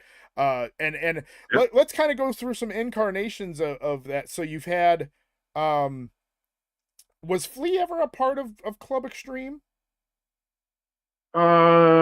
So it wasn't so much Club Extreme. We kind of combined the LA Guns and Club Extreme at the time Okay. because So him and I did a couple matches together. but then we got Kurt, Huge Ash. rivalry between, that was the original. It was me, Kurt, Right. and Ron, and then they put this lady with us at OCW. Oh my God, by Paris, the Cajun Goddess, and I was like, we don't want her. Like, I don't know her. Like, we kind of just wanted to keep it the friends thing, and then they put her with us, and she was a nice lady, but like we didn't really want her with the group, and whatever we did with it, and then like Mega put us with Heather Temptress Which for a is while. which is funny because today's her birthday. Oh, okay. Yeah. I didn't know that. Well, happy Yeah. birthday to her. Yeah. But no, like they put her with us, and it worked. It was cool for what we did, and then like man, like over the years, a couple people wanted to be a part of the group and stuff, and it was never anything we wanted to like expand with other people. We just wanted to have uh, our thing, and like of course you had Tina. Yeah. Stuff. Tina was part of the group, for shit. She technically Tina's still part of the group. Right. Yeah, dude, it's not something we really wanted to like. We never wanted it to be like this NWO type of thing, and like Right. that's not what we wanted at all. But yeah, me and Flea teamed up a few times, and we were the Extreme Guns, Okay. because at the time it was like let's just combine our gimmicks and have fun, and Well, that's what we did. I happen to remember Super Horny and um Never heard of them. no, Never heard of them. no, you look kind of like him a little I, I don't think so. That man wore a red mask with horns. I remember him, but I don't look anything like that. Oh, that theme song is still amazing, dude. Oh my god. I don't look anything like Cowboy Jim either, but whatever. Oh yeah. Oh my gosh. Yeah, talk about things that you do something and it sticks, right? But yeah, man. It's getting a little bit late here. And remember, I told you, I was like, I knew this was gonna happen. But I'm glad we did this. Listen, We this haven't is done something like tame this for in, us. So we've done 6-7 hours before, so this is tame for us. yeah, this is yeah, we've gone, and then I feel like, we'll be doing something. Well, it won't it's just going to be a couple questions here and there because I can't, cut a whole thing, but I'm excited for the May 30th when we do that whole deal. But again, Yeah, I'm thanks looking for forward to being, that, man. Makes sense. yeah, thanks again for being a part of this. Thanks for I always tell people, I go, I learned a lot of what I learned, especially promo wise and even just like, not that I always know the business, but I've been in the business for 20 years, so I know quite a bit. But I always tell people, I go, it's unique that because I'm always learning at least one or two things that I didn't realize. Dude, that's the beautiful thing about wrestling is like they say this, and then you hope that people really do take it to heart. It's a business where you never stop learning, and Yeah. if you think you know everything, you don't. Yeah, and get out because you'll hurt somebody. Absolutely, dude. You Absolutely. know, I tell people, I go, RAPW and John definitely, we have the right formula, and we have it where it's, you can go, you can learn something. Of course, not everybody in the area agrees with that. and we're not going to go And there, but that's fine, dude. Yeah, no, that's fine, dude. and that's life anyway. I, I, But I do it. I do it because, like we talked about earlier, as long as your fans are happy, at the end of the yeah, day, absolutely. and obviously you want your workers that work there to be happy and be having fun and doing what they're doing too. And it goes back to the, if you're not having fun, then why are you doing it type of thing. Right. But um, if the fans are happy at the end of the day, man, that's really what matters the most. Yeah. Like, and we all get a chance to do something we enjoy. And I love the locker room. We have a great group of people. We really do. Even the new kids that pass through. Yeah. These new kids. I tell you what. I'm very proud of the up and comers at Mega's school because again, Yeah. they got a couple people there that they're old school like us. So, we were all coming up together and we know what we like and to the fact of respect wise, and they are right there and super good too. You have people like Vito, Yep. DLA, Colin, Joe is such a pleasure to work with. Crowley, um, Yeah. just a Well, we a lot of we have those an guys, amazing man, cast they're of a lot of people. warm. Yeah. Yeah, A lot of really good. sometimes it's as I always say, it's never about the money, it's about the locker room. And that's why it's more of it's the experience, it's the putting on the show, and and